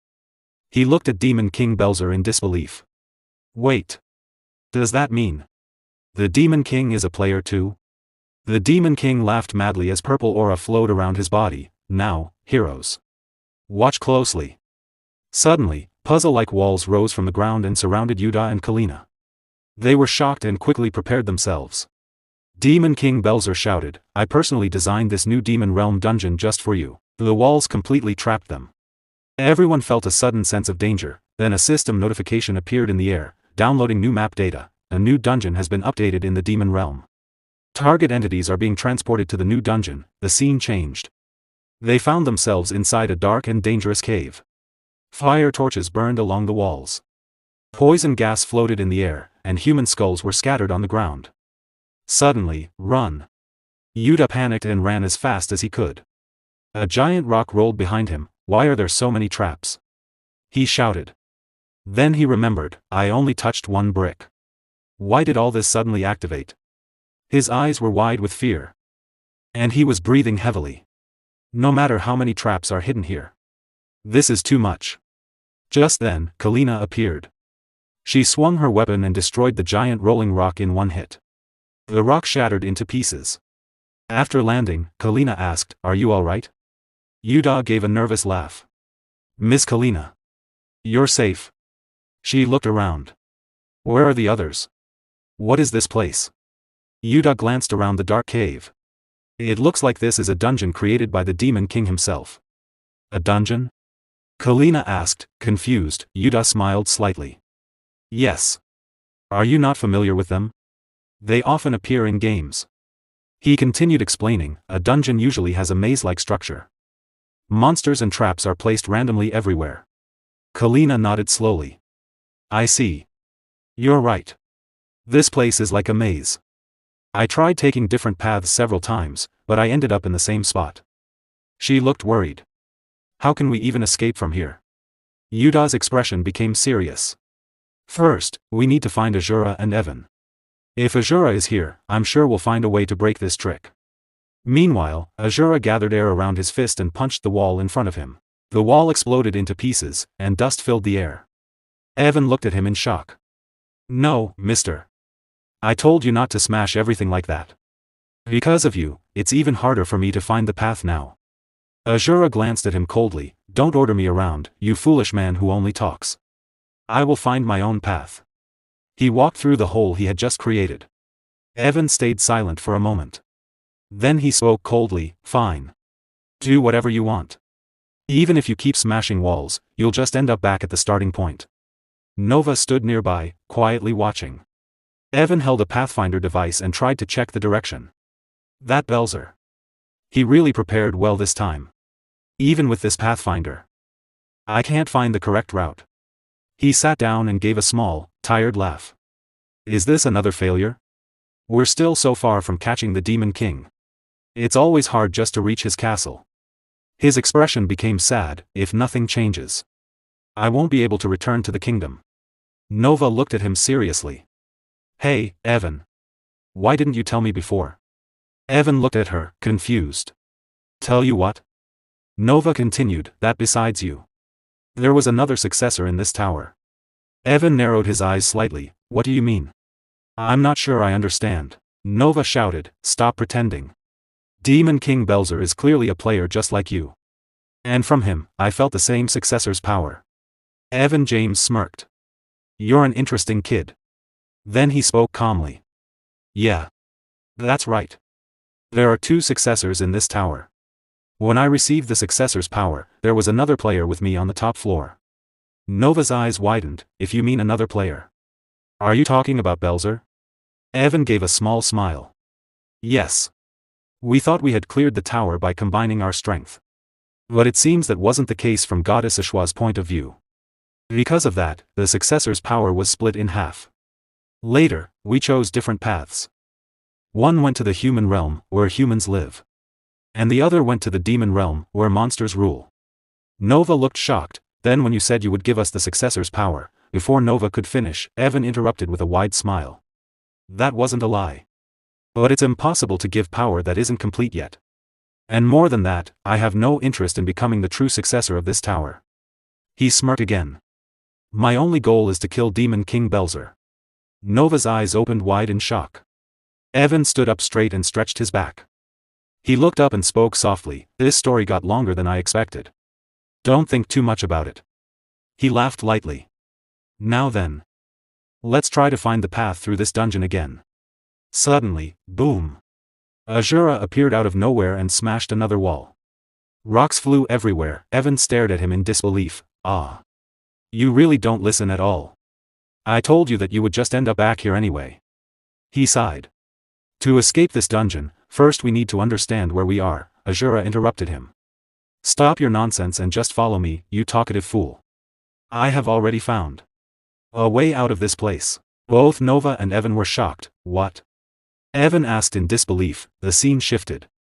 In a dark area, a long staircase led deeper underground. At the bottom stood one of Demon King Belzer's subordinates, holding a sword. He slowly looked up and muttered, the hero. Has he escaped the maze? He tightened his grip on his sword. Then I suppose I will handle this personally. In the dungeon of the Demon King, Yuda looked around and said to Kalina, as expected. We've returned to the place with this statue again. It seems that in this dungeon, if you choose the wrong path, you have to start from the beginning. Confused, Yuda asked, then how are we supposed to find the right way? No matter how much we mark the walls. Kalina replied, it's useless. The marks disappear when we come back. Then Kalina looked at the statue carefully and said, isn't there something strange about this statue? Was it always this small? Yuda looked at it again and replied, you're right. It definitely seems smaller. The shape also looks a bit sloppy. Suddenly, Yuda remembered something. Wait. This dungeon is. Don't tell me. He quickly turned to Kalina. I think I found a way, Miss Kalina. Kalina stayed silent, looking at him with doubt. Yuda said seriously, just trust me this once. Let's go back the way we came. Kalina looked confused. What are you talking about? Go back the way we came? What good will that do? Yuda laughed a little, don't be so stiff. Instead of wandering around without a plan, isn't it better to try something? After thinking for a moment, Kalina sighed. Fine. In a situation like this, we have to try something if we want to escape. So they both walked back along the path they had already taken. After a few minutes, their footsteps stopped. They had reached the same place again. Kalina frowned. Yuda. How did this happen? Instead of finding the exit. We're back here again. But Yuda showed a wide smile. His teeth clenched nervously. Just as I thought. It's exactly as I predicted, he said. No, that's not it. It looks like the same place, but we actually moved one stage forward. Then he pointed ahead. Miss Kalina, look over there. Kalina turned her head and widened her eyes. That is. The torch is lit? Yuda smiled. From now on, until all those torches are lit, we're going to search for anomalies in this dungeon. Kalina blinked in confusion. Anomalies? Wait, explain that for a second. What does that mean? Yuda explained calmly. Simply put, an anomaly is something different from the normal dungeon. For example, a trap suddenly appearing where there wasn't one before, or the structure of the dungeon changing in a strange way. All of these count as anomalies. He continued, the rule is simple. If there are no anomalies, we move forward. But if we notice an anomaly, we immediately turn back. And we keep repeating this until all the torches are lit. Kalina still looked confused and nervous. Really? I don't fully understand what you're saying. But you mean we can escape, right? Yuda laughed again. Yes, don't worry. I've played a lot of games like this. Just trust me and follow me. They continued repeating the same process. Every time they returned, another torch became brighter. Finally, after repeating it many times, they reached a place where they could feel strong air pressure coming from a large gate. Yuda smiled when he felt the wind. Finally. The path is open. Kalina looked shocked. I can't believe it. How were you able to solve this riddle? Yuda laughed proudly. I told you. Games like this are a piece of cake. Then he pointed at the statue again. I'm the type of person who has to play every new game that comes out. When I saw the statue getting smaller at the start, I immediately understood what kind of trick this dungeon had. Kalina still looked a little confused, but she smiled. Anyway, thanks to you we survived, Yuda. Let's go down quickly and find the rest of our party. They walked down the path and soon reached a huge gate. Yuda stopped in shock. Where? Before he could finish, Kalina asked, is this the place? Yuda looked around nervously. Asura. Evan James. Where on earth are they? Suddenly, a shadow moved like a ghost behind Yuda. A man holding a sword rushed forward and attacked him from behind. Kalina noticed it immediately and shouted, Yuda, watch out. She quickly stepped in and blocked the attack with her axe. The sword and axe collided with a loud sound, and yellow sparks flew into the air. The attacker looked at them with cold eyes. He was one of the Demon King's subordinates. Holding Kalina's axe back with his sword, he said calmly, to think you made it this far. Companions of the hero. Then he raised his sword and poured his aura into it. To solve the maze personally designed by Lord Demon King. Your abilities are quite impressive. Not far away. Yuda held his sword tightly and rushed forward angrily to attack. But the Demon King's subordinate continued speaking, however. As long as I am alive. In a flash, he moved faster than the eye could see and cut through Yuda's attack. With me here. You will never reach Lord Demon King. Yuda suddenly cried out in pain as the blade cut him. A wound opened on his body. What is this speed? His eyes widened in shock. I can't follow his movements at all. At that moment, Kalina stepped forward. She gripped her axe tightly and jumped high into the air for a powerful attack. The Demon King's subordinate calmly looked up at her. As Kalina swung her axe down, he simply bent his body and dodged the attack with ease. Then he moved again, his sword flashing like lightning. He launched many fast attacks. Kalina quickly moved her axe to block and dodge the strikes. After avoiding the attacks, she rushed forward and swung her axe again, releasing a wave of purple aura from it, but in the next moment, the enemy was suddenly behind her. Kalina froze in shock. When did he?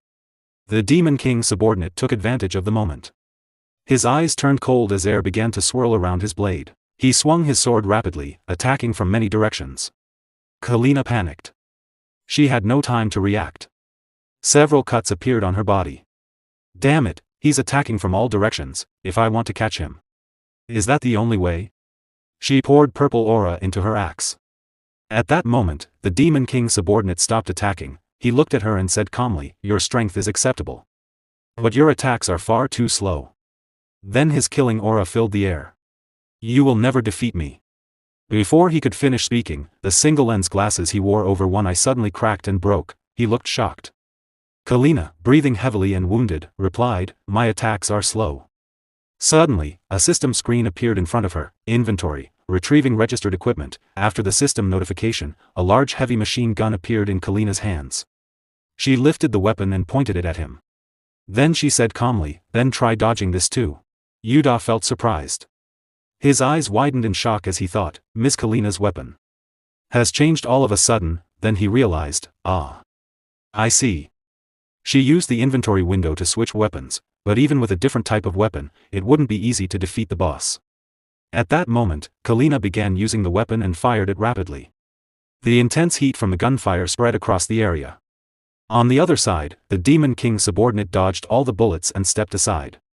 Holding his blade tightly, he prepared to launch a counterattack. However, Kalina quickly opened her inventory window again and summoned a garnet. She grabbed it in her hand and immediately threw it toward him. The Demon King's subordinate swung his blade and cut the garnet into two pieces. But suddenly, smoke burst out from it. The Demon King's subordinate was shocked. His eyes widened as he realized, that's a smoke bomb? Could it be that from the very beginning? Her plan was to block my view. Kalina switched weapons again, replacing it with a blade. She drew the blade and swung it toward the Demon King's subordinate, provoking him to respond with his own sword. Then she switched weapons once more. A system notification appeared, retrieving registered equipment from inventory. Switching equipment to battle staff, Kalina immediately launched the electric weapon toward the Demon King's subordinate. He blocked the attack with his blade. But the moment his blade touched the weapon, electric energy burst out like thunder, spreading across the entire area. Lightning-like energy crackled everywhere. Yuda was stunned. Muttering to himself, he said, how can this be? How many weapons is she using in a single battle? Her weapon proficiency and combat power make my stats seem completely insignificant. The electric explosion filled the area with energy and landed a critical hit on the Demon King's subordinate. He grabbed his arm with his right hand but then smirked. I've never seen a player like this before, he said. Not only does she switch weapons during battle, but she can also handle various types of weapons freely. He then raised his blade, and purple energy began flowing around it. However, it's just a trivial skill. The purple energy spread across his body as a powerful aura surged around him, shocking Kalina. He continued, I have yet to use even 10% of the ancient demon power sealed within this sword.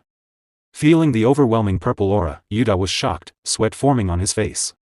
Kalina was also stunned, frozen in place. The Demon King's subordinate held his sword firmly and began unleashing the ancient demon power sealed within it. If I release the true power sealed in this sword, he said coldly, your little tricks will mean nothing. But just as he began unleashing that power, the rooftop suddenly shattered. A figure fell through the broken roof. It was Asura. He landed directly where the Demon King's subordinate stood. Asura's foot struck the subordinate's head with tremendous force. The sudden attack shocked the Demon King's subordinate, leaving him no time to react. He slammed into the ground with a critical hit, cracking the floor beneath him. Asura calmly stood there as the Demon King's subordinate collapsed, completely unconscious from the unexpected attack. The defeated enemy lay motionless on the ground. Looking down at him, Asura asked casually, who is this guy? Deep inside the dungeon, Yuda looked at Asura and asked, excuse me? You came all the way here. By destroying the floor? He nervously rubbed his cheek and continued, using such a brute method. You could escape the dungeon like that, huh? That's just like you, Mr. Asura. Then he laughed awkwardly. Evan James laughed loudly and waved his hand. At first, I didn't believe it myself. He suddenly started breaking walls and somehow found his way here. He then looked at Asura and said, I thought this mister was only strong, but he's far more capable than I imagined. Asura glanced at him with cold eyes but didn't respond. After a moment, he spoke. Enough with the small talk. Then he asked coldly. What exactly is this bastard? What does he have to do with that so-called Demon King? Evan James replied, this guy is the butler of the Demon King Belzer and the de facto second-in-command of the Demon Realm, Graydon. His expression became serious as he continued.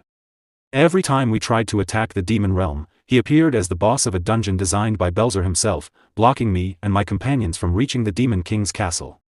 Especially when he transitions to Phase 2, the difficulty becomes overwhelming. It becomes nearly impossible to read his patterns with normal strategies. Then he smiled slightly. So we're quite fortunate. Before he could transition to Phase 2, this monstrous mister here crushed him into unconsciousness. He crossed his arms, smirked, and said, even though he didn't reach Phase 2, the fact that you two faced Graydon alone means you're quite skilled, aren't you? Yuda smiled nervously. Oh, it's nothing. It's all thanks to Ms. Kalina. I just watched from the back. Then Yuda suddenly asked, so now? Is the dungeon completely cleared? Since we defeated the boss, let's quickly find the exit. With a big smile, he added, if we cleared the dungeon, there must be an exit somewhere around here. Kalina pointed her finger forward and asked calmly, by exit? Are you talking about that? A massive door that had been closed until a moment ago was now slowly opening. Yuda laughed. You're right. Then let's get out through the exit. The group stood before the huge dungeon gate. Yuda said excitedly, let's ride this momentum and quickly take down the Demon King. Asura looked at Evan James and spoke with irritation. Hey, damn hero. How long do we have to repeat this wretched exercise? His eyes narrowed, when will I finally meet this so-called Demon King? Evan James laughed casually and replied. We're almost there. Just hang on a little longer. If we clear the next stage, we'll finally get to see the Demon King. He smiled brightly. So let's all hold on just a bit more. Yuda looked confused and said, ah. Yes. But Mr. Evan. How do you know we'll meet the Demon King after the next stage? You mentioned earlier that you were stuck at the Graydon stage. Evan James laughed and said, isn't it obvious? After a mid-boss, there's usually the main boss. He tapped Yuda on the back while laughing. Even though I look like this, I'm quite a game enthusiast. You see, this much is basic knowledge. Then he asked, alright then, shall we move? I'll stay behind to check for any remaining gimmicks, so you guys go ahead. Yuda felt confused but didn't question him. Instead, he replied in a slightly panicked voice, understood. Then we'll head to the next stage first. Mr. Evan, please join us quickly if you sense any danger. With that, they all moved forward toward the large door, leaving Evan James behind. Evan James stood there silently, watching them leave. Then a smirk appeared on his face. Now then. He muttered quietly. Shall I finish what remains? His gaze shifted toward Graydon, the Demon King's subordinate and butler. Evan James raised his hand, gathering purple aura around it. He then directed the energy toward Graydon and gave a command, Otherworld Warehouse Storage. Graydon's body slowly began to dissolve into the purple energy and was gradually absorbed into the strange storage space. Moments later, Evan James himself teleported into that same space using his purple aura. Inside the storage, numerous bodies of Graydon were already piled up behind him. Evan James smirked. With this. Is it already the 70th? Standing proudly in front of the growing collection. He let out a strange, almost crazy smile, then he whispered coldly, Belzer. Let's see you put in a little more effort. After clearing the dungeon, they all arrived at the first floor of the Demon King's castle. Nova and Yuda's eyes widened in shock. Nova looked around and asked, this place. Is this really the Demon King's castle? Yuda laughed and turned to Evan James. We arrived much faster than I thought we would. To think we've already entered the Demon King's castle. We'll be able to defeat him in no time. He laughed again and added confidently, besides, no matter how strong the Demon King is he really a match for Mr. Monster? With just one punch from him, the Demon King will be completely smashed to bits. Evan James chuckled, crossing his arms. It's true that he's strong, but we still shouldn't let our guard down. Yuda. Evan then smiled calmly and continued, this place might look like an ordinary Demon King's castle, but it's actually a massive dungeon designed by Belzer himself. Yuda frowned in confusion. This place is a single massive dungeon? But even so, there are no monsters appearing at all. Don't tell me it's like that previous dungeon, and we have to find some kind of anomaly again. Suddenly, a strange figure began to materialize in front of them. Yuda noticed it immediately. Before it could fully form, he quickly drew his sword and shouted in confusion, what the hell is that? Is it a monster summoned by the Demon King? He paused, narrowing his eyes. No wait. That's not a monster. It looks more like dummy data. At that moment, the Demon King's voice echoed throughout the castle, you've done well to make it this far, heroes. Everyone was startled as the voice continued. Even my loyal servant, Graydon, wasn't enough to stop you. But it won't be so easy this time.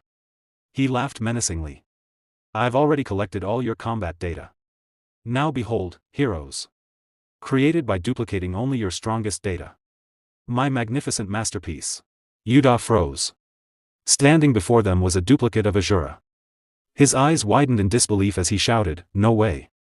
Everyone stared in confusion at the Asura duplicate.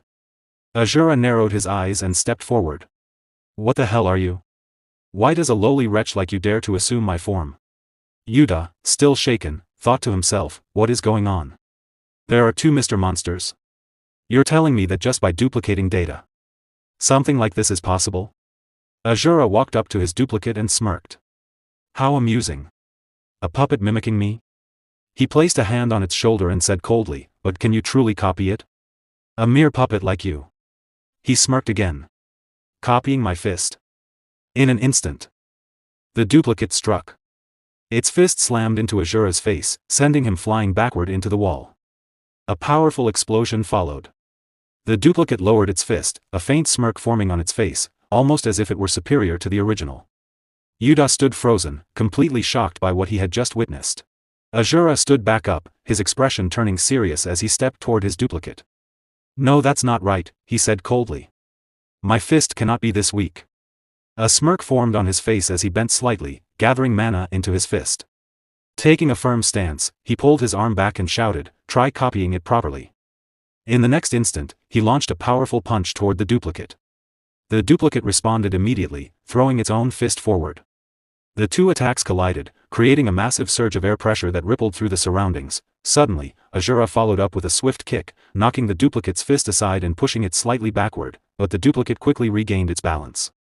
It bent down, gathered mana into its own fist, and retaliated with a powerful punch. Asura barely managed to block it with both hands, but the force of the blow pushed him backward.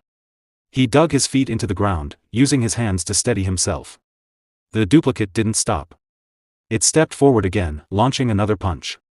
Asura dodged it, but the duplicate continued its relentless assault, striking again and again. Asura kept evading, yet each attack forced him further back. Watching from the side, Yuda was stunned. "No way. It's actually fighting on par with Mr. Monster?" He swallowed hard, his eyes filled with disbelief. "Maybe it's just my imagination, but it feels like the real Mr. Monster is being pushed back." Meanwhile, Kalina loaded his heavy machine gun with purple mana. Holding it firmly, he pulled the trigger and fired at Asura's duplicate. Just as the bullets were about to hit, the duplicate turned around with a smirk and opened the Otherworld Universal Warehouse. The incoming bullets were instantly absorbed into the portal and vanished. Kalina's mouth fell open, his eyes wide with disbelief at what he had just seen. The duplicate, still gripping Asura's fist with one hand, raised its other hand and activated the warehouse again. The bullets that had just disappeared suddenly reappeared, changing direction and shooting back toward Kalina. The bullets grazed past Kalina's hair so quickly that he didn't even have time to react. He froze in place, completely stunned. Taking advantage of the moment, Asura stepped forward and threw a punch, shouting, "Keep your eyes on me, you arrogant fool." However, the duplicate simply bent down and dodged the attack with ease. Asura continued throwing punches, but the duplicate avoided each one effortlessly. Then, the duplicate summoned an item from its inventory, a warhammer. Gripping it tightly, it swung the weapon with tremendous force and unleashed a skill, Six Paths Smash. The hammer slammed into Asura, sending him flying backward into the wall. Yuda shouted in shock, "Asura?" At that moment, the Demon King's voice echoed through the castle once again. He laughed loudly. "This is it. Its performance is top-notch, isn't it?" Watching through a system screen, the Demon King continued mockingly, "See? I told you. I duplicated your strongest data. Even if the four of you combine your strength, victory is not guaranteed. So stop wasting your time and get the hell out of the demon realm." Evan James clenched his teeth angrily. That bastard Belzer. He sure likes to talk a lot of trash. He narrowed his eyes. To think he could even duplicate my abilities. I didn't expect things to turn out like this. So all this time, he wasn't just sitting back and waiting for us. He then looked at Asura and shouted, "Hey, mister. Snap out of it. You're not actually dead, are you? Just like the Demon King said, we can only beat that thing if we combine our strength." Suddenly, Asura began to laugh madly. How amusing. A purple aura started to flow around him as he smirked. "You dare to mimic my martial arts?" He stood up and stepped forward, his anger rising. "I don't know how you managed to copy my form, but it's quite an interesting trick." He slammed his foot onto the ground with a heavy impact. In that case, bending slightly, he pulled his fist back into an attacking stance, his smirk widening. "Try copying this martial art as well." Asura launched a devastating punch toward the duplicate. The force of his fist struck directly, triggering a massive explosion that burned like fire. The duplicate panicked as its right arm was completely destroyed by the attack. However, it quickly regenerated the limb. Without hesitation, it accessed its system inventory and withdrew a sword. Gripping the weapon with both hands, it gathered yellow lightning mana around the blade and activated a skill, Holy Sword of Asterion. Yuda's mouth fell open in shock. "What? Wait a minute. Isn't that my skill?" This time, the duplicate was using Yuda's ability. It swung the sword, unleashing a massive wave of radiant energy, Celestial Judgment. Seeing the incoming attack, Asura stepped forward, pulling his fist back into position. Destruction.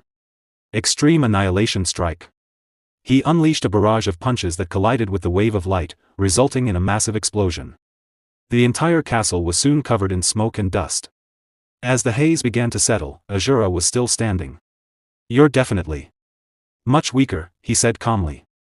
He clenched his fist and looked at it. "You still lack the internal energy in your dantian to use that power to its fullest." He smirked slightly. "Well, against a mere puppet, this is more than enough."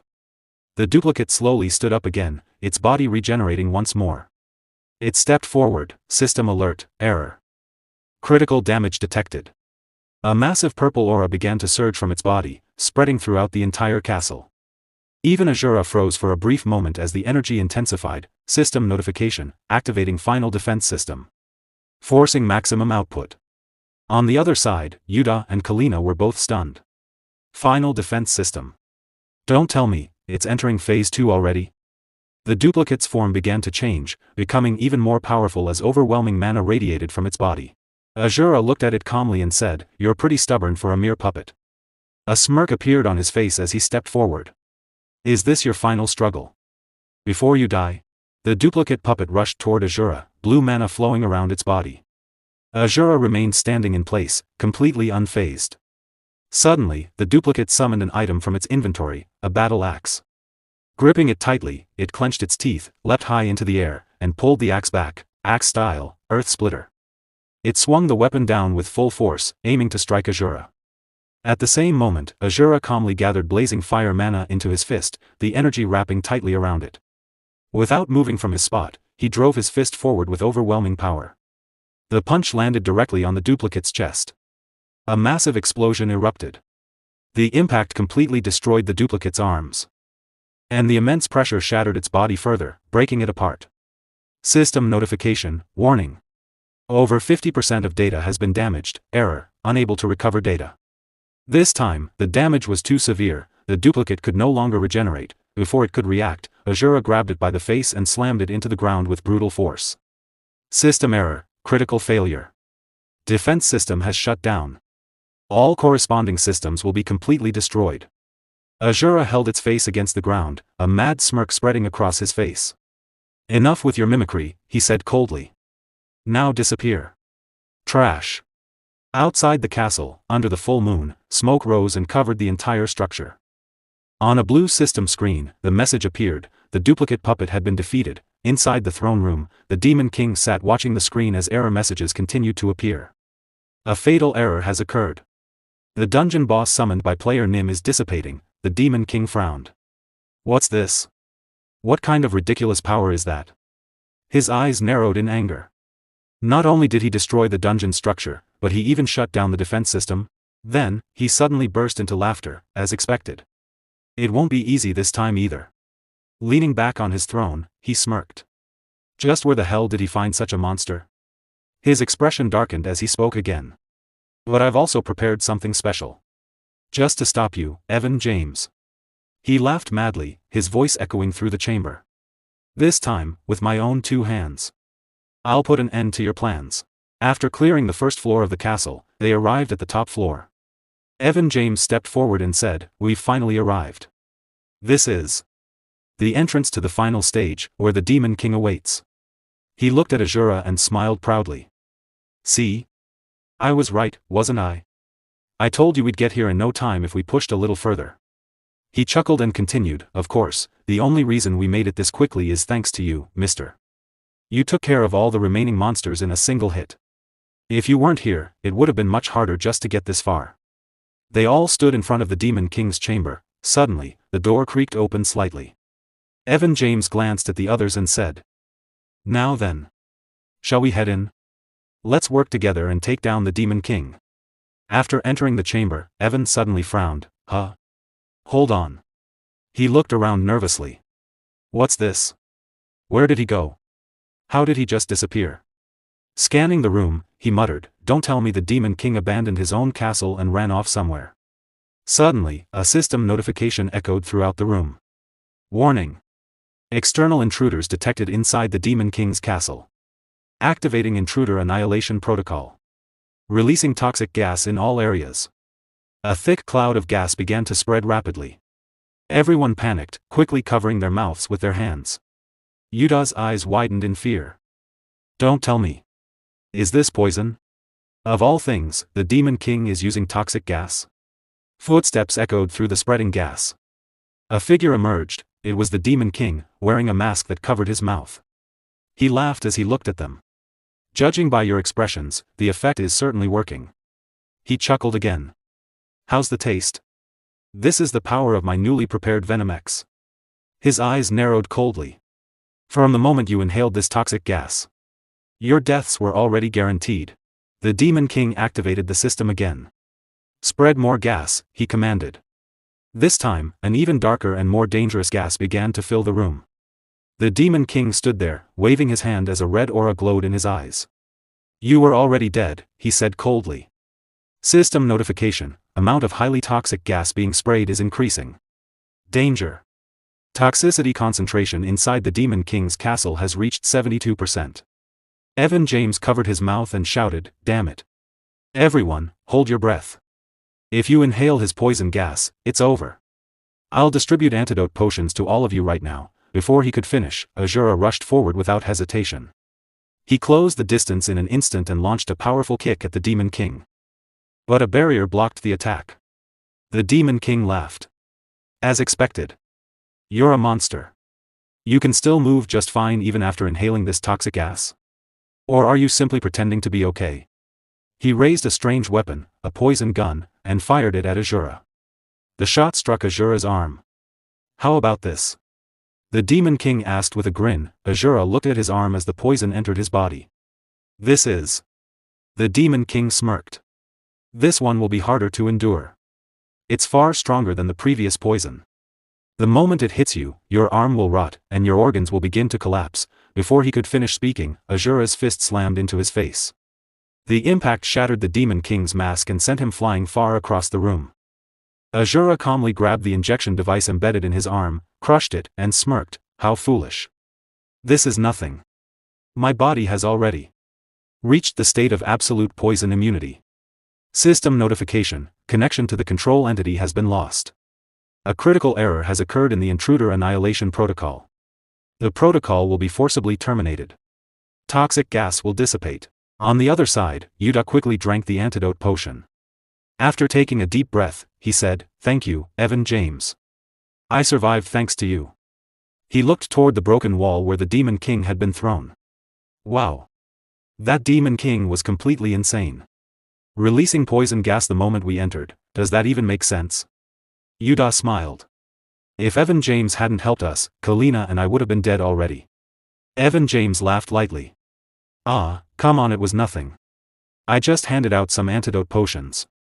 I'm just glad I brought plenty of emergency items, just in case. Kalina nodded, still holding the antidote. I let my guard down too much.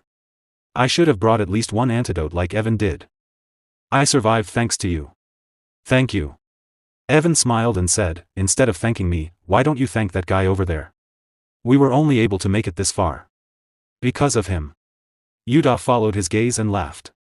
That's true. I knew he was strong, but I never imagined he'd finish it this fast.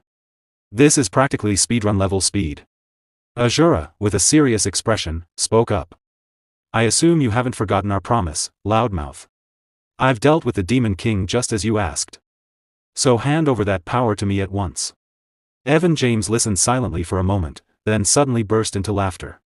Of course I haven't forgotten. Who do you take me for? He continued laughing. Now all I have to do is press the quest completion button. Don't worry, you'll obtain the successor's power completely. A blue system screen appeared in front of him. Quest, Successor's Ritual, defeat the Demon King. Will you complete the quest as is? Yes/no. Evan smirked. To think a day like this would actually come. I worked my ass off to clear this quest. He sighed, then laughed again. I constantly had to find new party members. The Demon King kept changing the dungeon mechanics, and the boss fights were ridiculously difficult. Just thinking about that butler guy gives me PTSD, you know? He shook his head. I almost grew old and died trying to raid this castle. Hearing this, Yuta looked at him in surprise. Evan. Then he laughed nervously. I know you've had a tough time, so hurry up and press the quest completion button. Evan James still didn't press the button, still. He said thoughtfully, it wasn't all bad. Whenever I went to town, everyone treated me like a hero.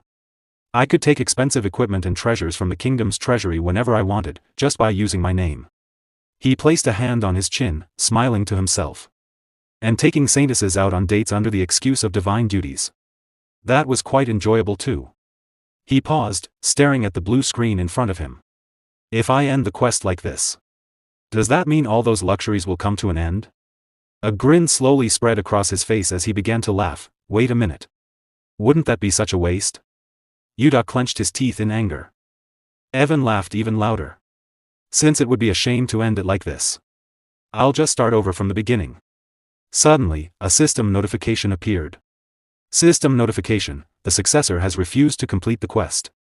Quest: successor's ritual proceeding to the third hidden route. All tower data, except for the successors, will be reset. Remaining time, 1 minute and 2 seconds. Yuda and Nova were both stunned. Excuse me? Yuda said, confused. What do you mean by that all of a sudden? After coming all this way, you're going to start over from the beginning? Why would you do something like that? Evan laughed casually. I feel a little bad for you guys, but I like my life in this tower too much to just end the quest like this. He shrugged. If possible, I want to enjoy this life forever. His tone turned colder. But that's impossible. If I don't clear the quest within the time limit, it ends with the Demon King's victory. He smirked. So the method I discovered was to intentionally trigger a bug in the quest and continuously reset the tower. He looked at them calmly. Soon, your data will disappear as well. Thanks for everything up until now. He laughed again. Thanks to you, I was able to reset it easily. Even after the tower resets. I won't forget you. Suddenly, a massive black cube was summoned above him by the system.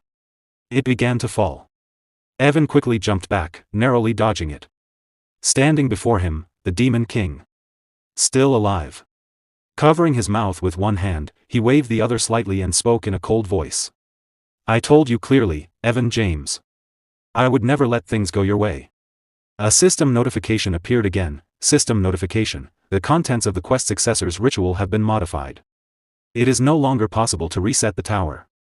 The bug you have been abusing has been completely patched. A dark purple aura flowed from the Demon King's eyes, blood visible at the corner of his mouth. The Demon King Belzer raised his hand and sneered at Evan James. So, you patched the bug? With your own hands? Don't make me laugh. Even for you, that's impossible. Hearing this, Evan James clenched his teeth in anger, his eyes narrowing sharply. Belzer continued coldly, the only thing you can tamper with in this tower is this demon realm.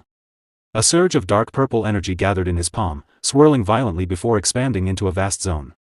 The moment Evan was caught inside it, panic flashed across his face, a system notification echoed, system overdrive activated, movement restriction rules have been applied to the current zone, the targeted player cannot move for 10 minutes, Belzer stood before the immobilized Evan, effortlessly controlling the zone with one hand. You've given me far too much time, Evan. His voice grew colder with each word. Thanks to you constantly resetting the tower, I've learned more and more about its system and structure. Just as I expected, this tower is full of flaws. The basic system logic is a mess, riddled with contradictory code. He smirked. That's why you were able to exploit that precious bug of yours. Restarting from the beginning without completing the quest. Evan's eyes widened in shock, but he remained silent. Belzer's expression hardened. But now, you won't be able to do that anymore. A dark grin spread across his face, because I've taken care of every single bug in this tower. Belzer stepped forward, a massive surge of purple energy flowing around his feet. Let's end this now. He smirked and raised his hand. Above them, blocks of glowing purple code began to fall like rain. Our final game. Right here and now. A system notification echoed, generating a one-on-one combat space with the relevant player. The combat space is completely isolated from the stage, third-party intervention is forbidden. Flashback: at the top floor, when they first reached the top floor of the tower, countless monsters appeared before them. At that time, Belzer gathered a desperate, raging purple aura around himself. With a single, devastating strike, he slammed his power into the ground. The explosion of dark energy shattered the monsters into pieces instantly. Belzer turned and shouted, "Now's the time, Evan. If we destroy that artifact, all the monsters will disappear." Evan James smirked, gripping his sword as blue energy flowed around it. With one powerful strike, he destroyed the artifact. A system notification appeared, artifact, colony core has been destroyed, monster entities within the dungeon will be sequentially eliminated, one by one, the monsters began to vanish. Evan laughed. That's what I'm talking about. He turned to Belzer with a grin. This stage was easy too, huh? As expected, when you and I join forces, there's no stage we can't clear. Belzer smiled in agreement. Evan continued, by the way. Isn't it amazing? It's like this world is a perfect recreation of the virtual reality game we've always dreamed of. Maybe this world is a utopia made just for us. Belzer replied calmly, it's too early to let our guard down, Evan. We don't know what's coming in the next stage. Let's stay sharp and prepare. Evan laughed, yeah. But honestly, I'm not worried at all. As long as I have you, the game developer, no matter what awaits us, we're invincible. Belzer smiled faintly. Just as Evan said, he thought. We climbed the tower without failing even once. This world follows the logic of a game, everything has a strategy. Stats, skills, items, monster data.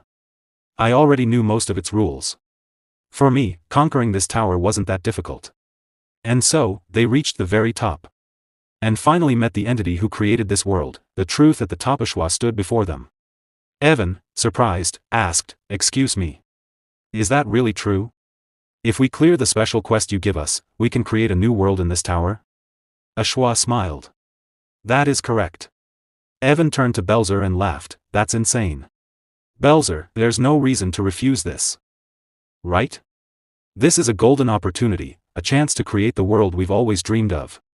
Just imagining it is exciting.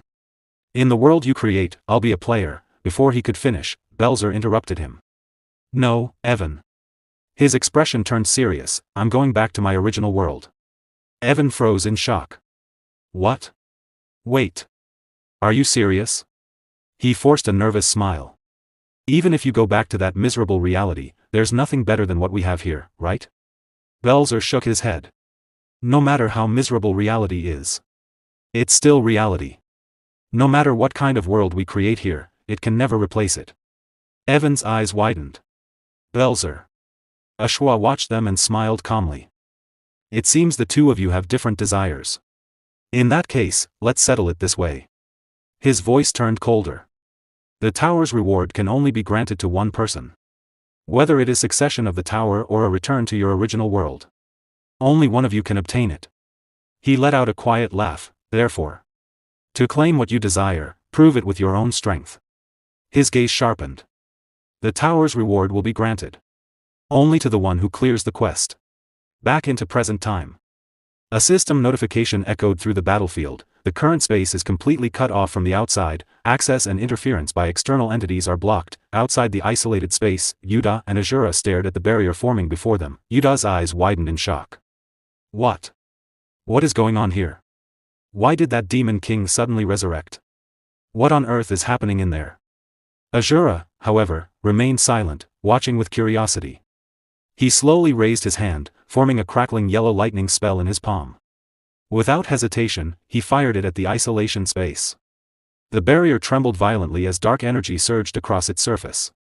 A system alert rang out, error, abnormal interference detected. Yuda and Kalina stared in disbelief, their eyes wide and mouths slightly open. Yuda shouted, what are you trying to do now? Ignoring him, Asura placed both hands against the barrier and began forcing it open with sheer strength. The space itself started to crack under the pressure. Another alert blared, error, system malfunction due to abnormal external shock, external interference exceeds allowed limits. Inside the isolation space, Evan, James and Belzer stood facing each other. Belzer raised his hand, gathering a dense, dark purple aura. System overdrive activated, Lorem Judgment, Reign Ipsum. With that, he unleashed a massive wave of purple energy toward Evan. Evan reacted instantly. With a smirk, he summoned the Otherworld Universal Warehouse in both hands. Raising it before him, he activated Mirror Gate, absorbing the incoming attack completely, then reflecting it back at Belzer. Belzer responded immediately, activating System Overdrive again and forming an absolute barrier around himself. The reflected wave crashed against it but failed to break through. Evan burst into laughter. This is incredible. You can manually rewrite the system's rules. And even create a space like this? Belzer said nothing, watching Evan with a serious expression. Evan's grin grew wider, almost unhinged. As expected. You were meant to inherit the tower's power. If you love this world so much, why don't you take it for yourself instead of me? Belzer replied calmly, no matter how many times you reset this tower, I will never inherit it. Evan laughed again. I already told you, Belzer, I have no interest in that kind of responsibility. The only thing I want is to enjoy this tower forever as a player. With that, he lunged forward, rushing toward Belzer with a powerful punch. Belzer didn't move. The interruption suddenly, cracks began to spread across the isolation space. Before either of them could react, boom. Asura broke through the barrier and appeared inside. Evan's eyes widened in shock. In an instant, Asura closed the distance and struck Evan with a blazing fist engulfed in flames. Belzer's eyes shot open in disbelief. What? Evan dropped to his knees, blood spilling from his mouth as he struggled to support himself with one hand. What is this? All of a sudden, Asura stood over him, lightning crackling around his body. I warned you, didn't I? A powerful aura surged from him as he looked down at Evan coldly. Since you tried to pull a fast one on me, you wouldn't complain even if I killed you. Right? Evan James stood trembling, raising his hand in fear. Wait a second. I know you're furious with me, but are you really sure about this? Then he let out a shaky laugh. If you kill me recklessly like this, you'll never be able to obtain the successor's power. A smirk spread across his face as he continued, if the quest ends with the Demon King's victory, Belzer will return to his original world as a reward, and no successor of the tower will ever emerge. Asura stared at him with narrowed eyes, his expression sharp and cold. Evan laughed louder, trying to mask his fear. If that happens, not only will the successor's power be lost, but all of you will vanish along with this tower. So, you need to kill that Demon King right now and claim the successor's power. Suddenly, Asura stepped forward and drove a powerful punch into Evan's stomach. The force lifted him off his feet and sent him flying across the space, crashing into the barrier created by the Demon King. The impact shattered the surrounding air with a deafening boom. Evan's eyes widened in shock as blood spilled from his mouth, a scream of pain tearing from his throat. Asura spoke coldly, his voice devoid of emotion. Quest. Reward? Why should I care about such nonsense? His gaze sharpened. That damned power inside your body.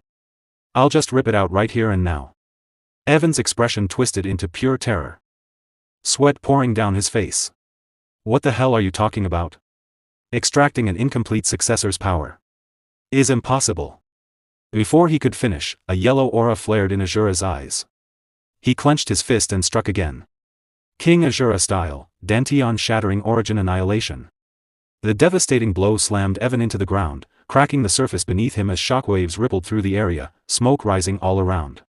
Evan couldn't withstand the impact. Blood poured from his mouth as his body trembled on the verge of collapse. A system notification echoed, dantian shattering origin annihilation activated. Streams of radiant energy burst from Evan's body as Asura began forcibly extracting the power within him. Another notification followed, the successor's power stored within the player's body is being forcibly extracted. Meanwhile, the Demon King Belzer watched in stunned disbelief, his eyes wide. Just who the hell is he? He thought. This man is insane. Not only is he breaking the tower's system with his bare fists, but he's also ripping the successor's power out of Evan's body. Without any restrictions. A chill ran through him. Is it possible that to him, this tower's system is nothing more than a child's game?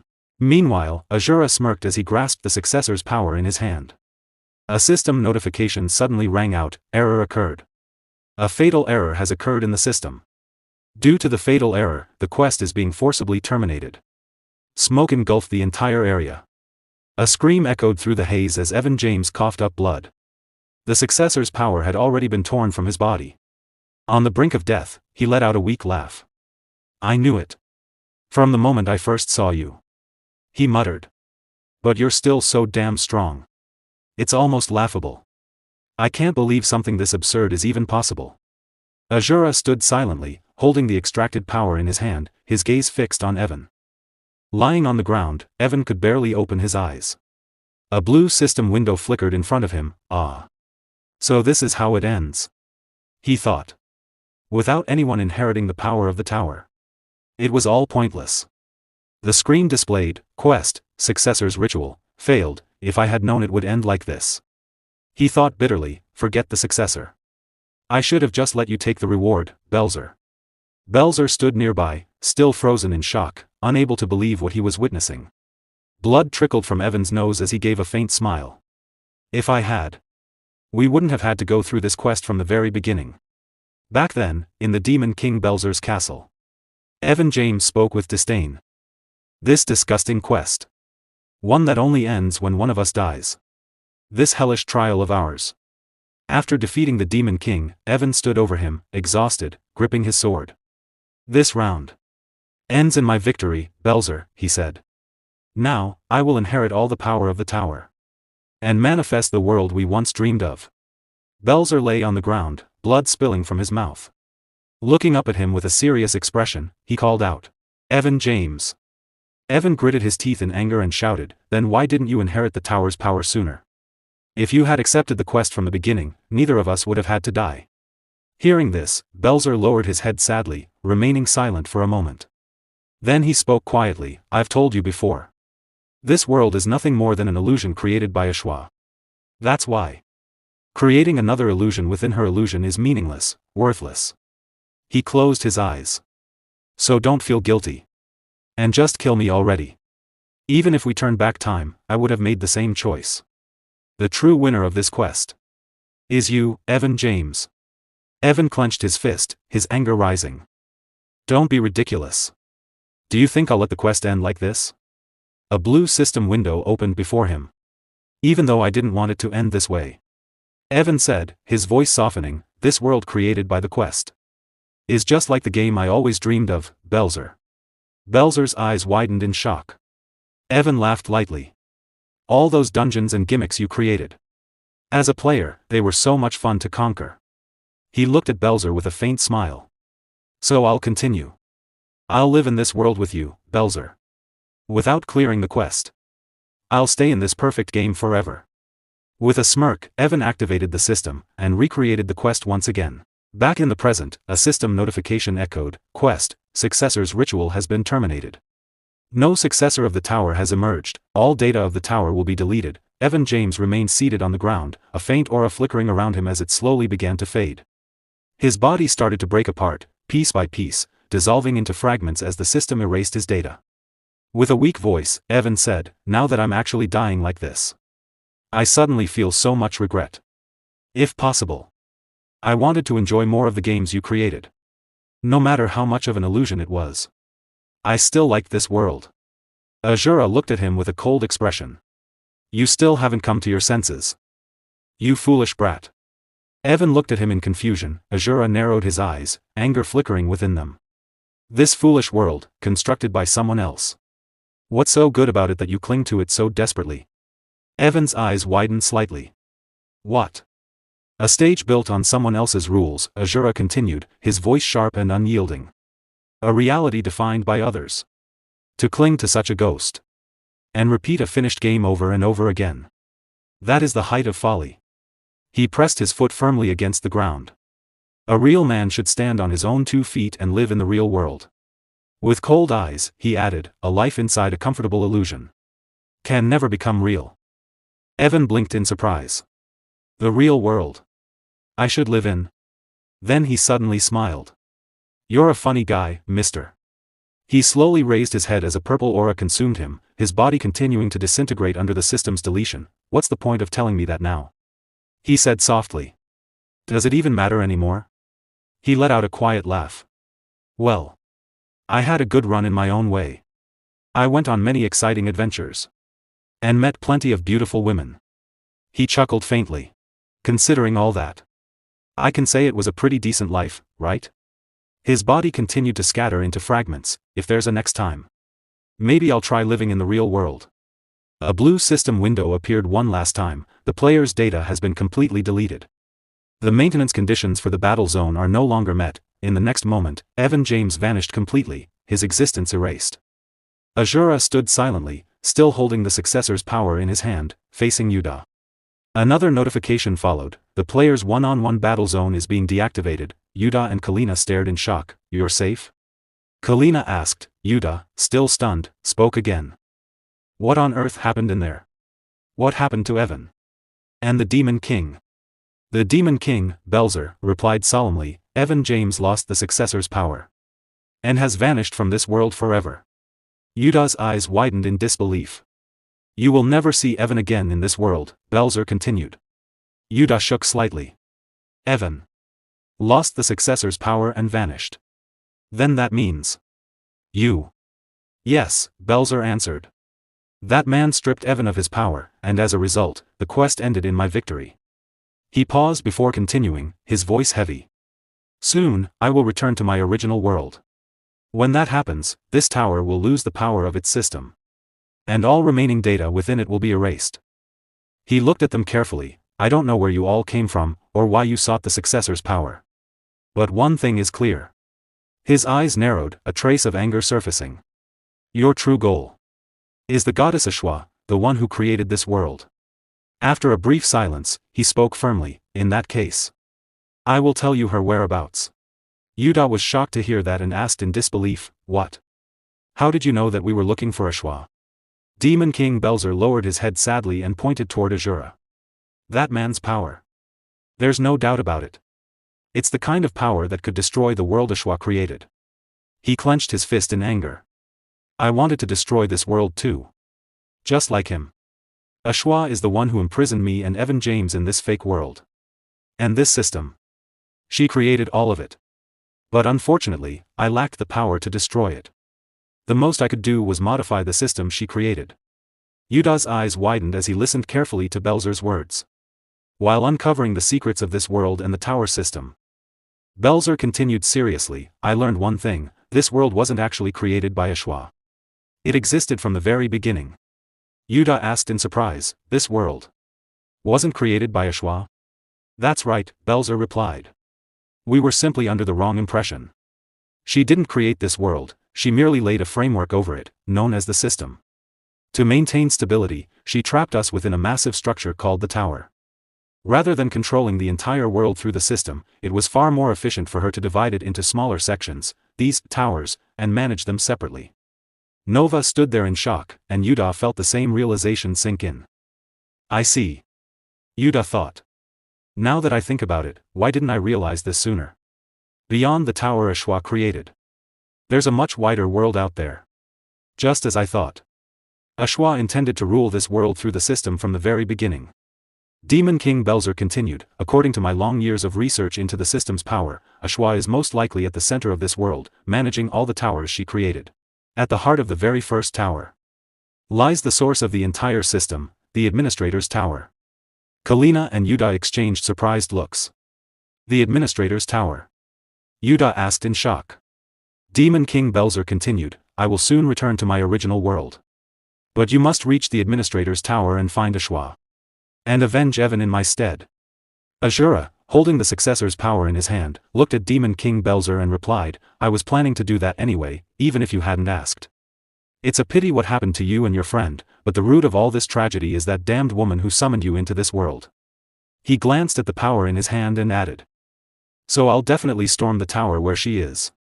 And destroy her along with this cursed world. Suddenly, a portal opened in front of Asura. As he stepped toward it, he said, well then, since my business here is finished, I'll be taking my leave. At that moment, the system issued a notification, the quest had ended, and a portal had been generated. Use the portal to leave the tower.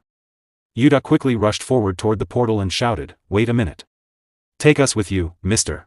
Demon King Belzer smiled and said, right. If it's you, then it might actually be possible. As soon as he finished speaking, his castle began to collapse around him. A blue system window appeared before his eyes. The return ritual has been completed. All tower data, except for the returner, has been erased. Do you truly wish to return now? Yes/no, Demon King Belzer quietly read the message displayed on the screen. Then, with a calm smile, he muttered, seriously. Why do you always ask this kind of question only after everything is already over? Slowly, he raised his hand toward the blue window. There's absolutely no reason for me to remain in this world any longer. He selected yes. The system responded immediately, you have selected return. Great work, player Nim. Suddenly, his original form began to return. Another notification appeared. Your data will now be transferred to your original world. Belzer quietly whispered, so. I'm really going back just like this. He slowly narrowed his eyes. If possible. I wanted to return to our original world together with you. If all of us had made the same choice. If we had never been summoned to this tower in the first place. Then we wouldn't have had to fight like this, right? As his body gradually began to disappear and transfer back to his original world, a faint smile appeared on his face. I miss those days when we used to play games together. Evan. The days when we had no worries or burdens. When we simply enjoyed gaming together. With no successor left behind, the tower itself finally began to crumble and fall apart. Yuta and Nova watched in shock as the tower slowly crumbled and fell apart before their eyes. In the end. This tower is being destroyed as well, Yuta said quietly. It seems that without a successor, the tower cannot sustain its power. And naturally ceases to exist. After a brief silence, he suddenly asked, by the way, the administrator's tower the Demon King mentioned. Where in the world is it?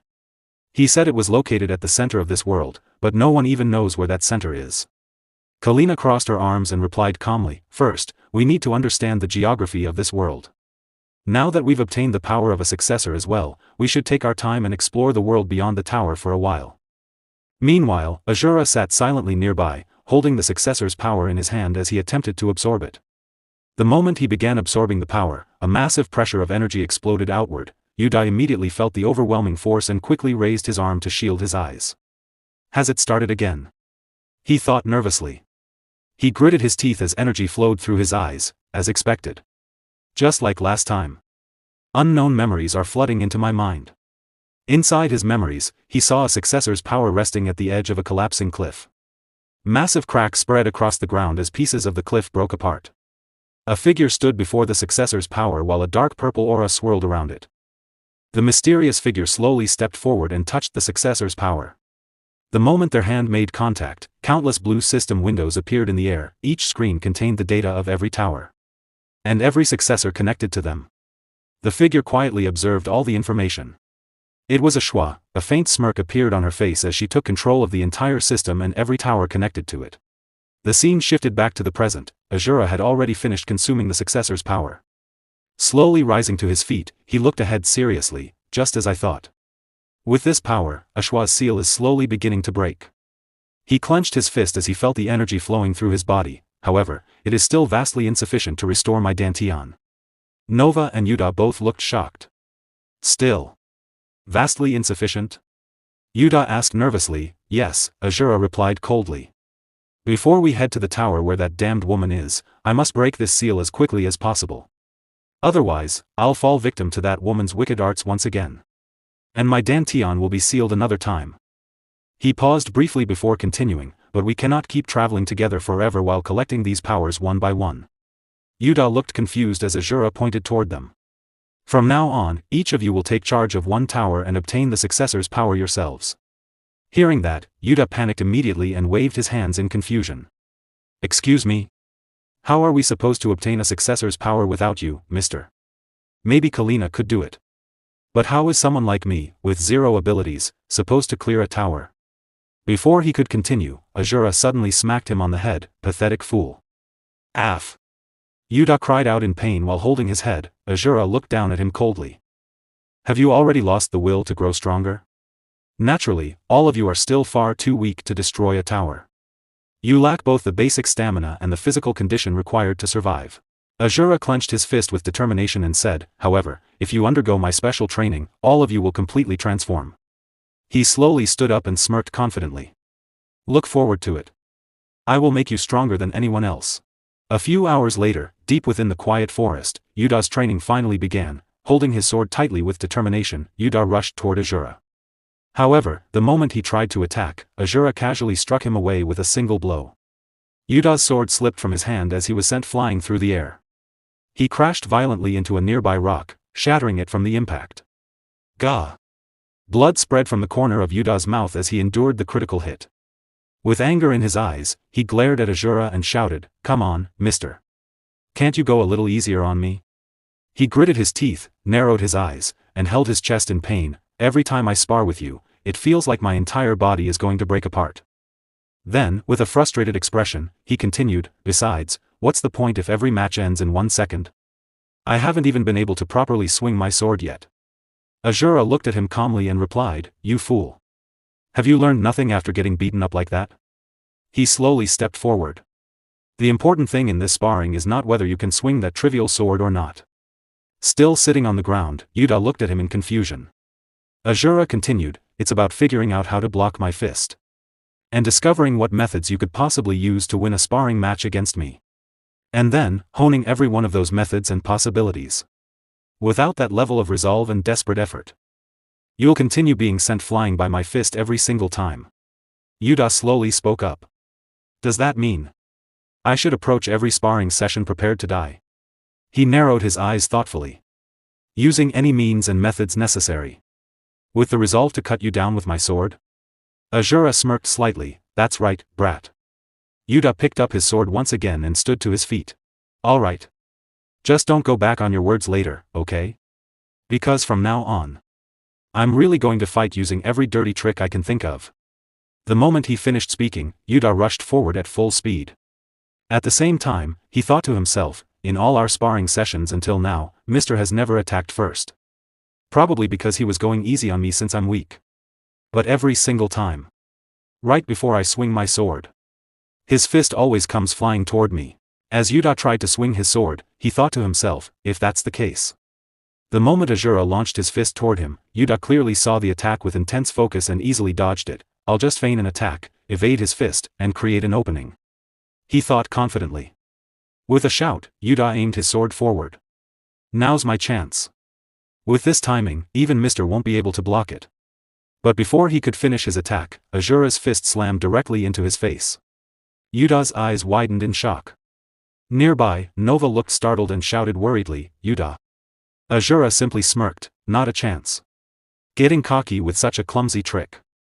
He then looked down at Yuta calmly. However, that wasn't too bad, brat. Next time, try preparing a slightly more convincing attack. Meanwhile, Yuta lay on the ground, nearly unconscious, with one side of his cheek badly swollen. Later that night, Yuta and Kalina sat near the campfire. Yuta sat shirtless while Kalina carefully treated his wounds, applying medicinal liquid to the bruises on his face and body. I'm glad, Yuta. You weren't seriously hurt, Kalina said gently. She smiled softly. These injuries aren't too serious, so you'll be able to return to your special training tomorrow, right? Yuta looked at her silently without replying. Kalina continued calmly, get some proper rest tonight. As long as you continue training hard tomorrow, you'll be fine. Yuta forced out a weak laugh and hid the fear in his eyes. What a relief. Tomorrow's going to be hell again. He placed a hand on his head and sighed. By the way, is there really nothing I can do, Kalina? Swordsmanship, firearms, even healing arts. If only I were like you. If I had even one thing I was actually good at, I wouldn't be this weak. He lowered his eyes sadly. What do I have to do to become like you or Mr. and gain strength of my own? I need to become powerful enough to destroy a tower by myself. Without relying on the stats created by Eshua. Kalina listened quietly before smiling faintly. At first, I couldn't properly handle even a single longsword, Yuta. And it wasn't just the long sword. She wrapped her arms around her knees and stared into the fire calmly. I had absolutely no talent for any weapon, so I was never acknowledged as a warrior. In the end, I was exiled from my village. Yuta looked at her in shock. You were exiled from your village? Kalina looked up at the night sky and smiled bitterly, yeah. I don't know what the world you came from was like. But the world I lived in valued only inborn talent. Because of that, most people chose the weapon best suited for them before they even came of age. And hunted monsters using only that specific weapon. She glanced toward Yuta. Using multiple weapons like I do now was something the warriors of my village wouldn't have even dared to imagine. Then she smiled gently at him, even after being kicked out of the village. I never gave up, Yuta. Yuta looked at Kalina with determination in his eyes as she continued speaking. In order to be recognized as a warrior of my village no matter what, I trained relentlessly with every single weapon I could find. And as a result, I finally earned the recognition of the villagers. As the one who could freely wield all weapons. The legendary weapon master. Yuta looked at her in surprise, I see. Then he smiled faintly and thought to himself, you really are amazing, Kalina. To master all those weapons through nothing but sheer effort alone. Kalina continued gently, so even if you feel lost right now, don't worry. She smiled warmly. Every path where you continue striving without giving up is bound to leave its mark someday. The next morning, Asura's special training resumed once again. Yuta stood before Asura while tightly gripping his sword. The moment the training began, he launched another attack. 3 times a day. Sometimes even 5 times, Yuta sparred one-on-one against Asura. Every match ended the same way.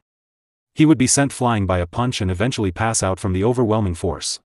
But despite that, it wasn't as though he made no progress at all. Little by little. Slowly but surely. Yuta gradually learned how to parry Asura's attacks, and eventually, he even learned how to control the Holy Sword's magic without relying on stats. Some time later, Yuta desperately blocked one of Asura's attacks with his sword. Both of them remained standing. Asura's fist was still pressed against the blade as a powerful shockwave spread around them. Asura smirked.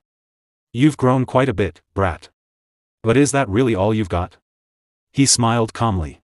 "With attacks this trivial, you won't draw even a single drop of my blood." Meanwhile, Yuta tightly gripped his sword while breathing heavily from exhaustion. "Now I can somewhat block Mr.'s fists," he thought. "But the real problem is, how do I actually damage him? I've never properly used this technique before. But I guess this is my only option." He narrowed his eyes with focus. "I'll concentrate all the magic dwelling within the Holy Sword into a single point." The moment he finished thinking that, Yuta rushed forward at full speed. Activating the Holy Sword of Asterion, he swung his blade directly toward Asura. At the same time, Asura's fist collided head-on with the sword. Boom! A massive impact exploded outward. A brilliant holy flash erupted across the battlefield as a violent wave of energy swept through the area. The ground shattered beneath them. And the surrounding forest was devastated by the force of the collision. After the impact settled, Asura still stood firmly in place while steam flowed around his body. Then, slowly, he smirked. How amusing. He looked down at his hand. A small stream of blood trickled from it. A wide grin spread across his face. "To think you actually made me bleed." He then turned toward Yuta and laughed proudly. "Truly excellent, brat. With this level of power, you'll be more than capable of shattering those damn towers that woman created. As for today, your training is officially complete." Yuta slowly lifted his head and looked toward Asura.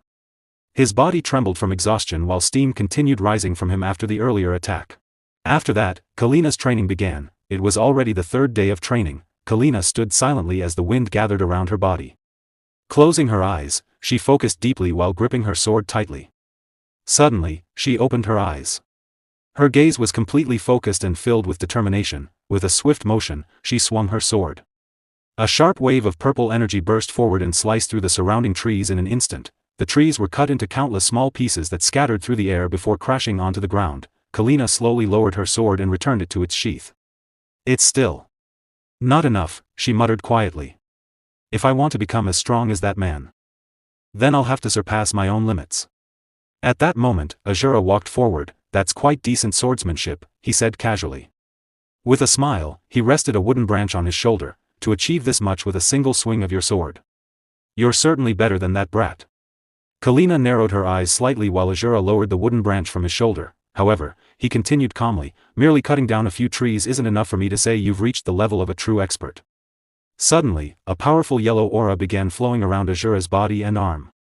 The wooden branch in his hand trembled with energy. With a smirk, he said, "If you were a true expert." In the next instant, Asura swung the wooden branch. Boom! With a single strike, the massive boulder standing before him shattered into countless tiny fragments. Dust and debris exploded outward as the rock completely crumbled apart. Asura then turned toward Kalina while the yellow aura still flowed around his arm. Then even with a single wooden branch, you should be able to shatter a massive boulder. Kalina looked at him seriously and spoke without hesitation. "Just like with Yuta. Please spar with me. In order to surpass my own limits, I need an opponent who is far stronger than I am." Asura smirked. "How foolish. What you need right now isn't a sparring match with me.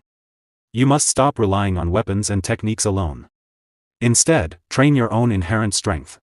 He casually tossed the wooden branch toward Kalina. "Try breaking a boulder with this branch. Just like I did." Kalina looked down at the branch in surprise. Asura crossed his arms and smiled confidently. "We'll talk about sparring. When you manage to do that." It was already the 4th day of training. Kalina continued trying to shatter the massive boulder with the wooden branch, but every attempt ended the same way. Crack! The branch broke apart the moment it struck the rock. With another powerful swing, the wooden branch shattered once again and flew through the air before landing behind Kalina. She stood there breathing heavily, her body filled with exhaustion and frustration. Even so, she picked up another branch without hesitation and continued training. Nearby, Yuda and Nova watched her silently.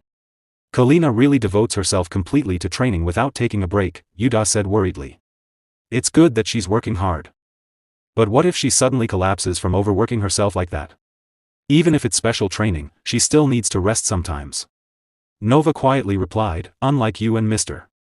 Kalina is the only one who still retains her stat system. Although she's barely relying on its power right now. As long as the stat system remains, it will be difficult for her to surpass the limits of her fixed stats. Yuda looked at her curiously, so the power of the system is actually suppressing Kalina's growth? Sitting on the ground with his arms resting on his knees, he turned toward Nova. In that case, if Mr. destroyed Kalina's status window as well, wouldn't that solve the problem? He should be able to break her status window the same way he broke mine. Nova placed a hand on her chin and thought quietly for a moment. Well, it would be great if that were possible. But if her status window were destroyed recklessly, she could lose her life along with it. Because the status window is directly linked to a player's life force.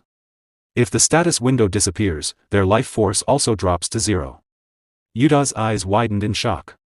If the status window is destroyed. You mean she could actually die? Then he quickly waved his hand in confusion.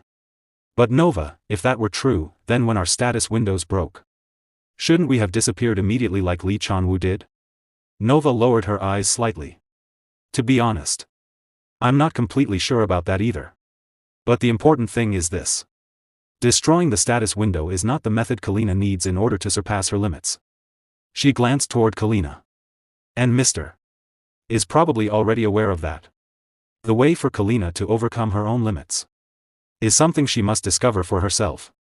By the 5th day of training, Kalina still had not managed to shatter the boulder.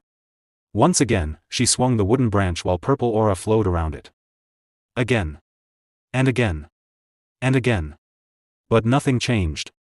One wooden branch after another broke apart. Exhausted, Kalina stared at the boulder while breathing heavily. How in the world? Am I supposed to break a boulder with a branch? I've swung it hundreds. No, thousands of times. But I can't even leave a single scratch on it. She narrowed her eyes thoughtfully. Just how much strength does that man actually possess? Suddenly, something clicked in her mind. Wait. Strength.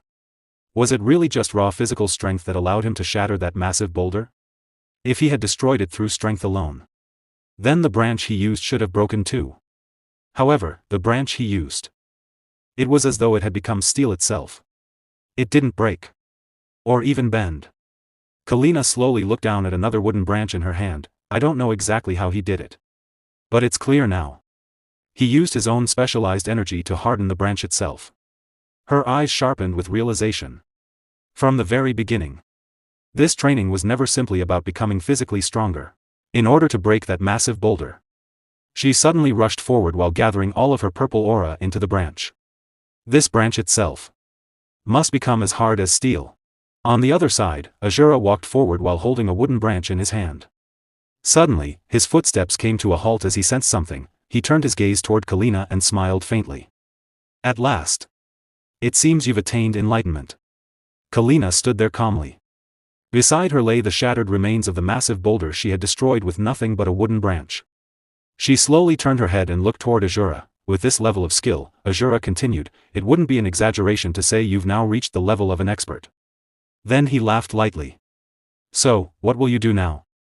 If it is truly your wish, we can conclude your training with a sparring match against me. Kalina remained silent while still holding the wooden branch in her hand. Then suddenly, she rushed toward Asura at incredible speed and swung the branch directly at him. Asura calmly raised his own wooden branch to block the attack. But before he could react properly, Kalina had already changed the trajectory of her strike and landed a direct blow from behind. Asura's eyes widened slightly in surprise. He looked down at the wooden branch in his hand. A deep crack had formed across it. In the next instant, crack. The branch shattered into pieces.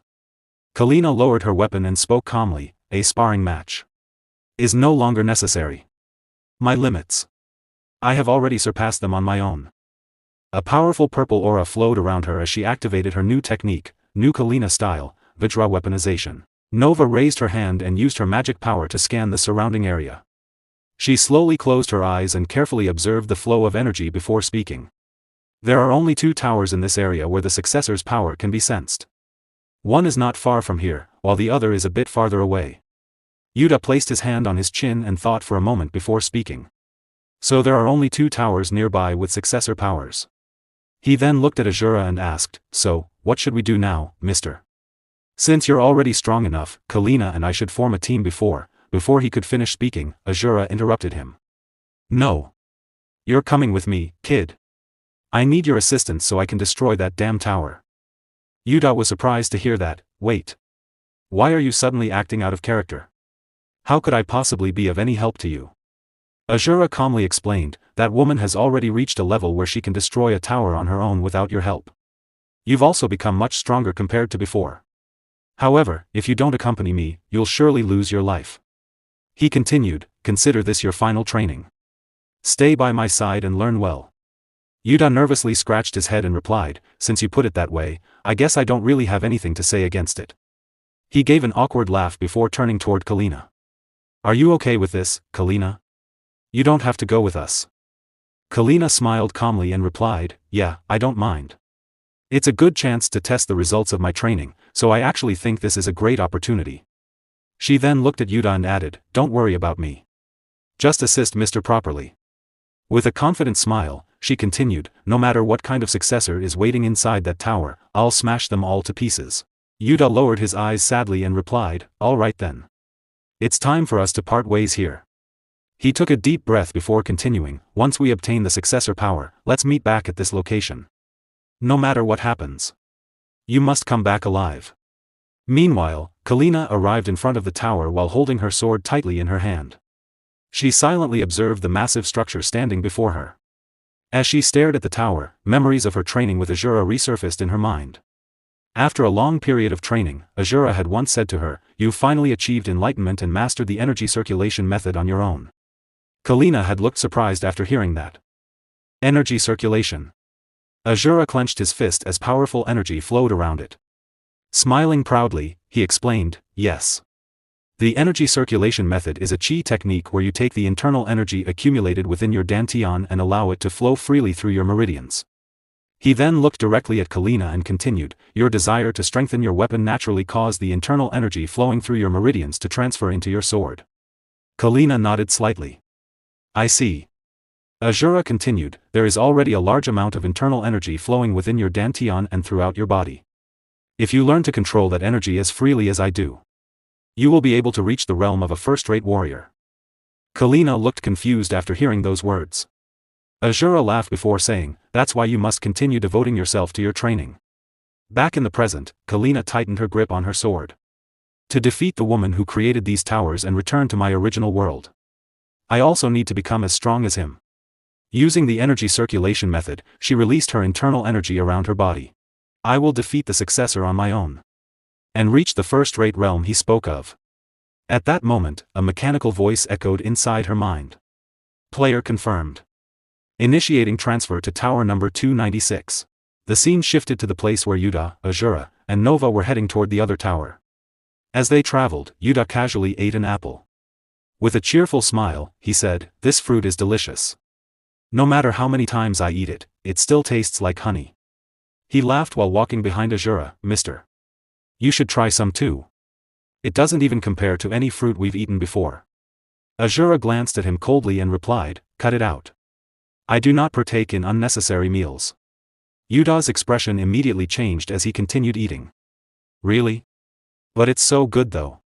Then he quietly thought to himself, "So mean." Looking around at the strange world surrounding them, Yuta spoke again. "Anyway, this is truly amazing.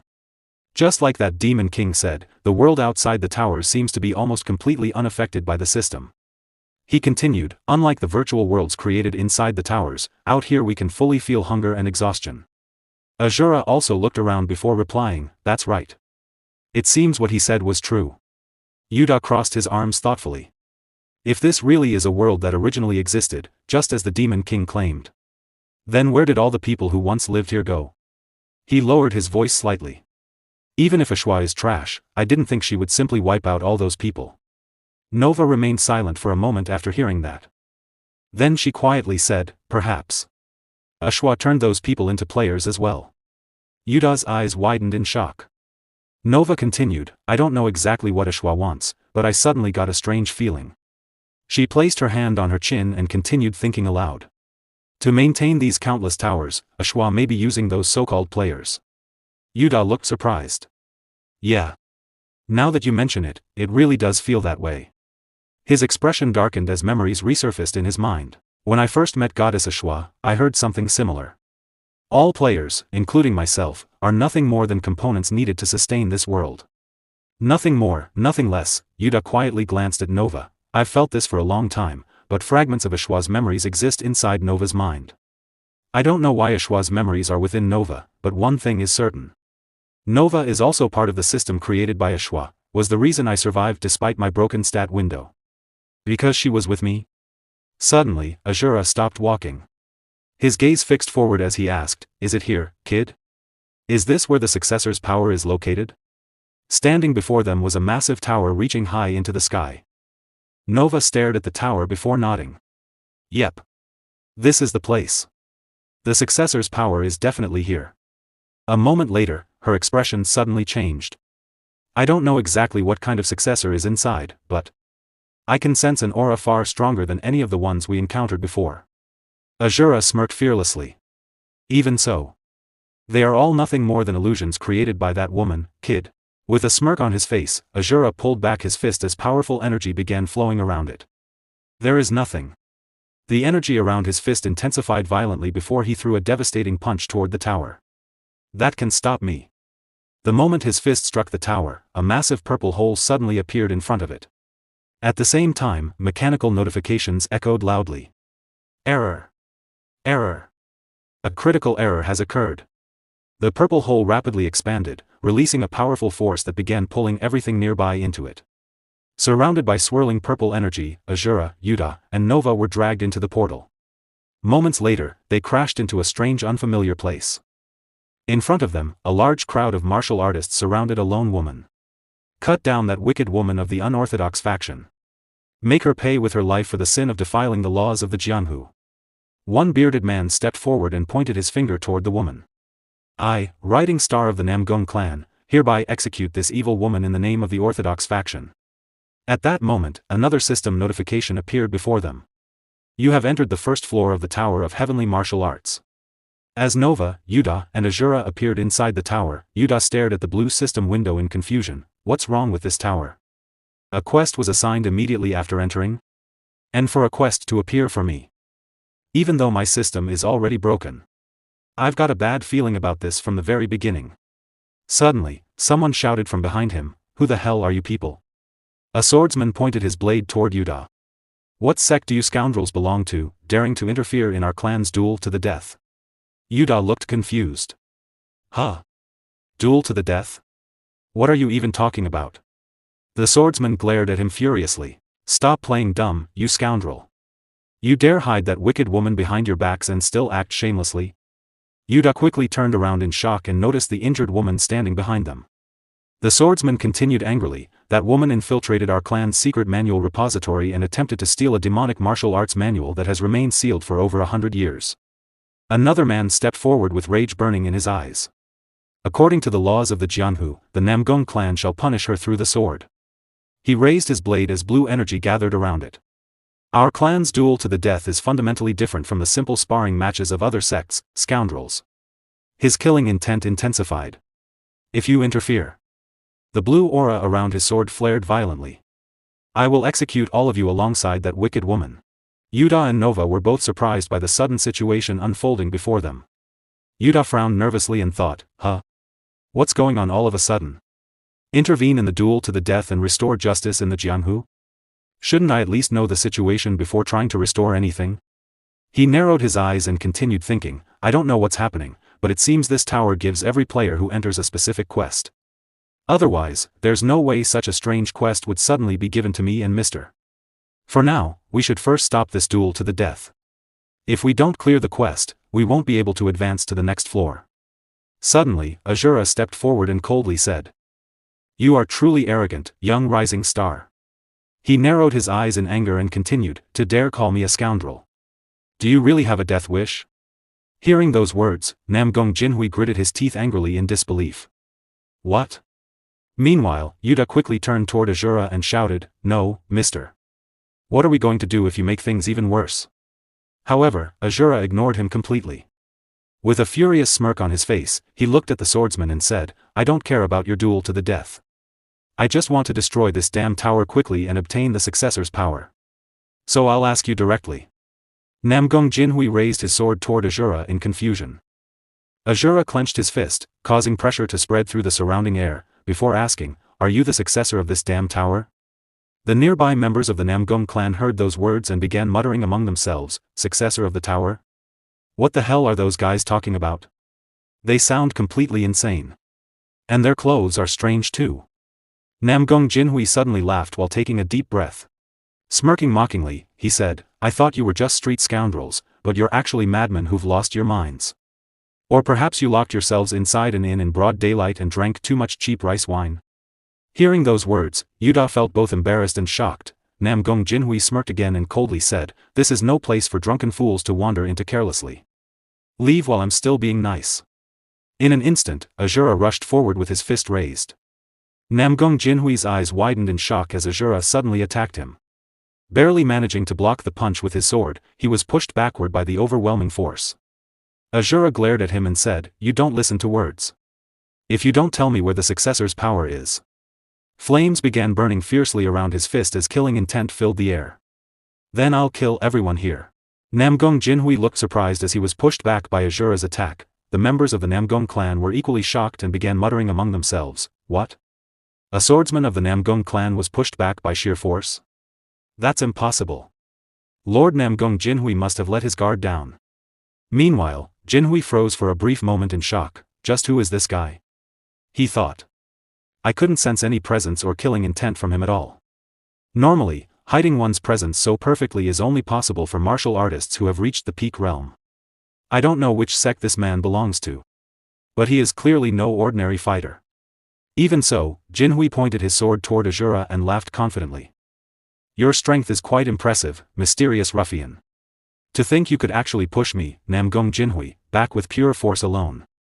A powerful aura began flowing around his body, causing the air itself to tremble.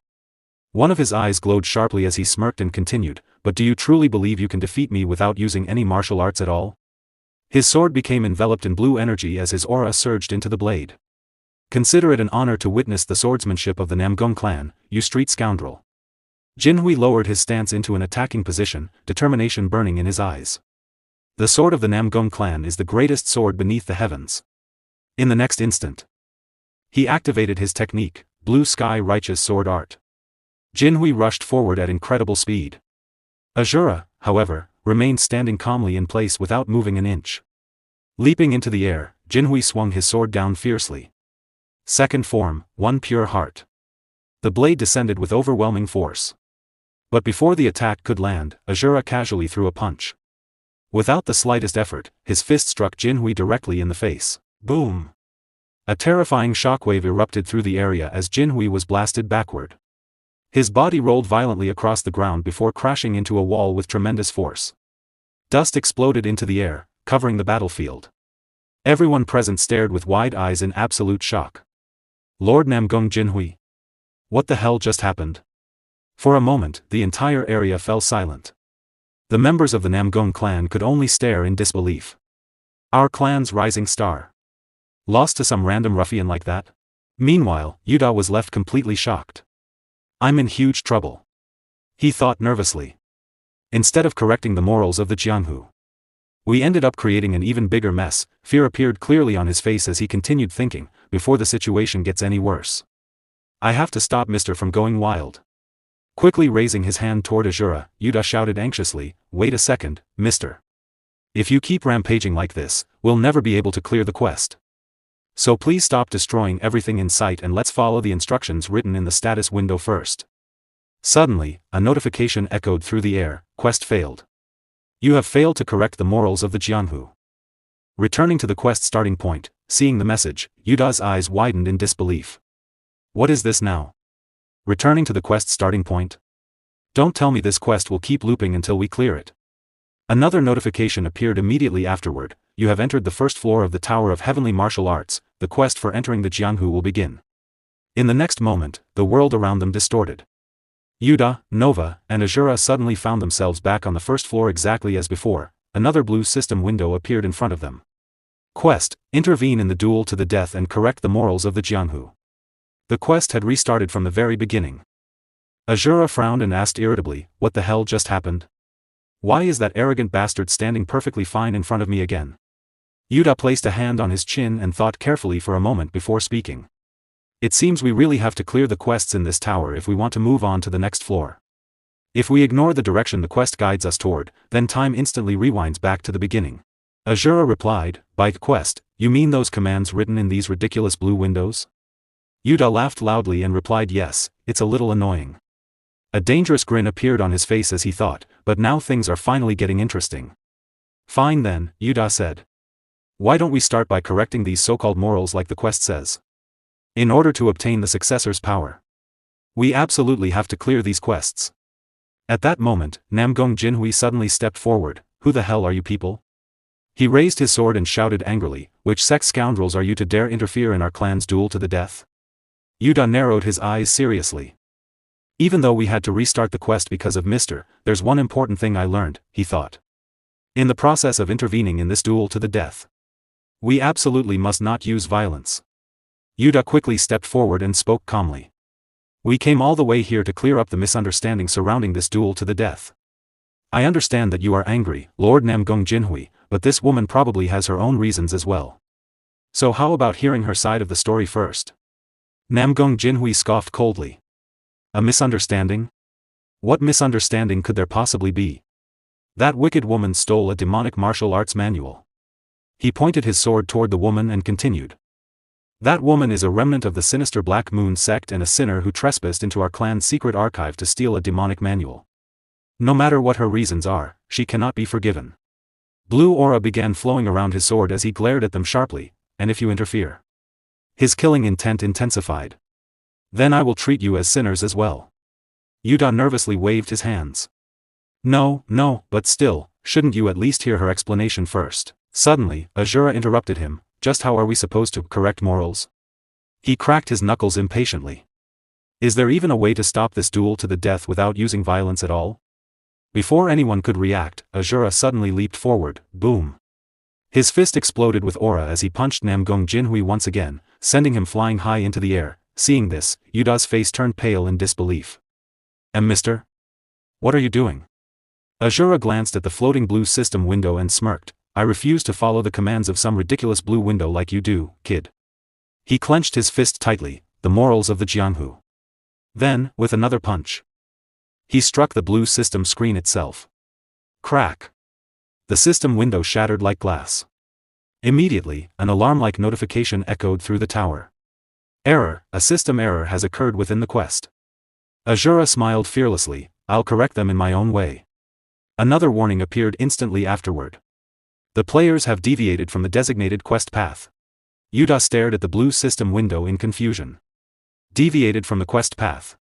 Wait, what happens now? Don't tell me, the quest is completely gone. Nova shook his head. No, the quest itself is still active, Yuda. This massive world you see before you is part of the world inside the quest created by the successor. If the quest had truly disappeared, this world would have vanished along with it. Yuda frowned. So even though the system window broke and we deviated from the path, you're saying the quest is still ongoing? He clenched his fist as realization struck him. Which means, if we can somehow restore justice to the Jianghu, we can still move on to the next stage. Meanwhile, members of the Namgong clan whispered among themselves, what is going on here? How is the rising star of the Namgong clan being treated like this by some strange ruffian? Suddenly, Asura raised his voice and shouted, listen well, all of you. I understand the grudge you bastards hold against this woman. And I know you even held a duel to the death to settle it. His eyes narrowed sharply. However, a duel to the death is a battle where lives are on the line, so it must be fought under fair conditions. To carry out a duel against an injured person, goes against the morals of the Jianghu.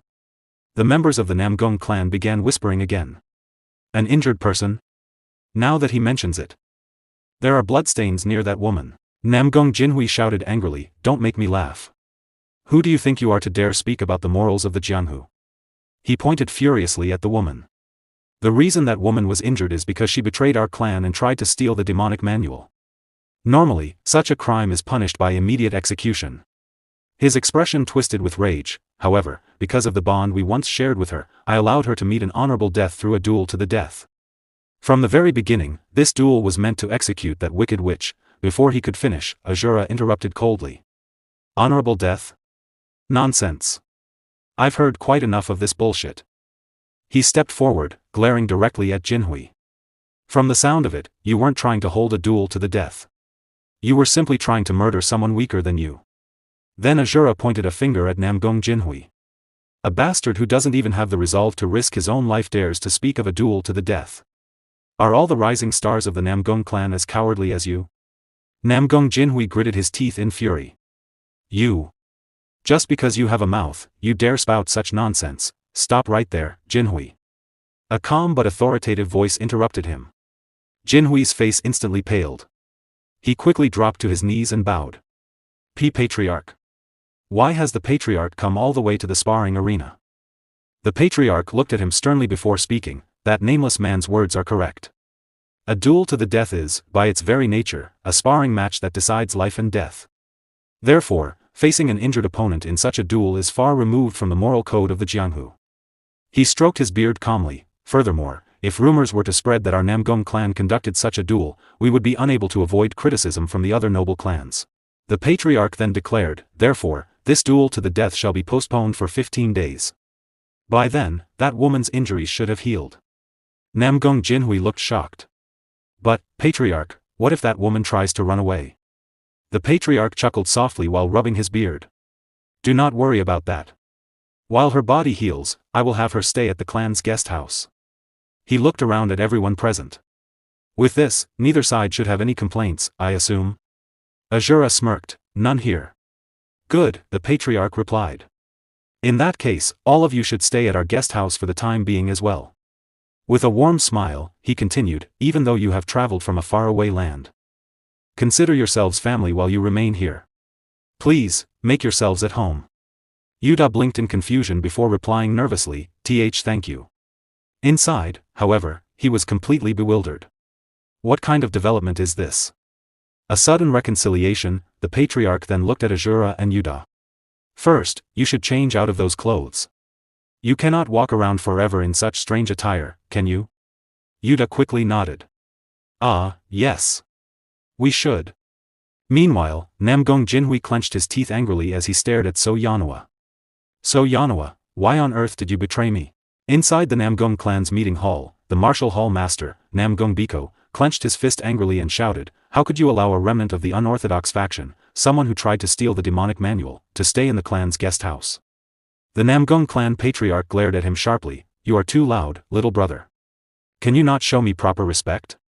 Hearing this, Namgong Biko immediately lowered his head, my apologies. Behind them, the leader of the Namgong clan, Namgong Yul, spoke in a calm but serious tone. We may have avoided the dishonor of holding a duel to the death against an injured opponent, but bringing a remnant of the Black Moon sect into our home will still cause trouble if news of it reaches the Martial Alliance. He continued, I highly respect your noble heart for showing mercy to an enemy. However, mercy must also depend on the one receiving it. Then the internal hall master, Namgong Bakiam, added, that is correct. Furthermore, that boy Jinhui still appears to have feelings for that woman. He narrowed his eyes thoughtfully. The duel to the death he arranged this time likely stemmed from his desire to believe in her until the very end. His expression hardened. The sword of the most likely heir to the Namgong clan should not be swayed by a mere woman of the unorthodox faction, should it? Another elder immediately spoke with urgency, that's right. Before this matter escalates any further, we must execute that woman at once.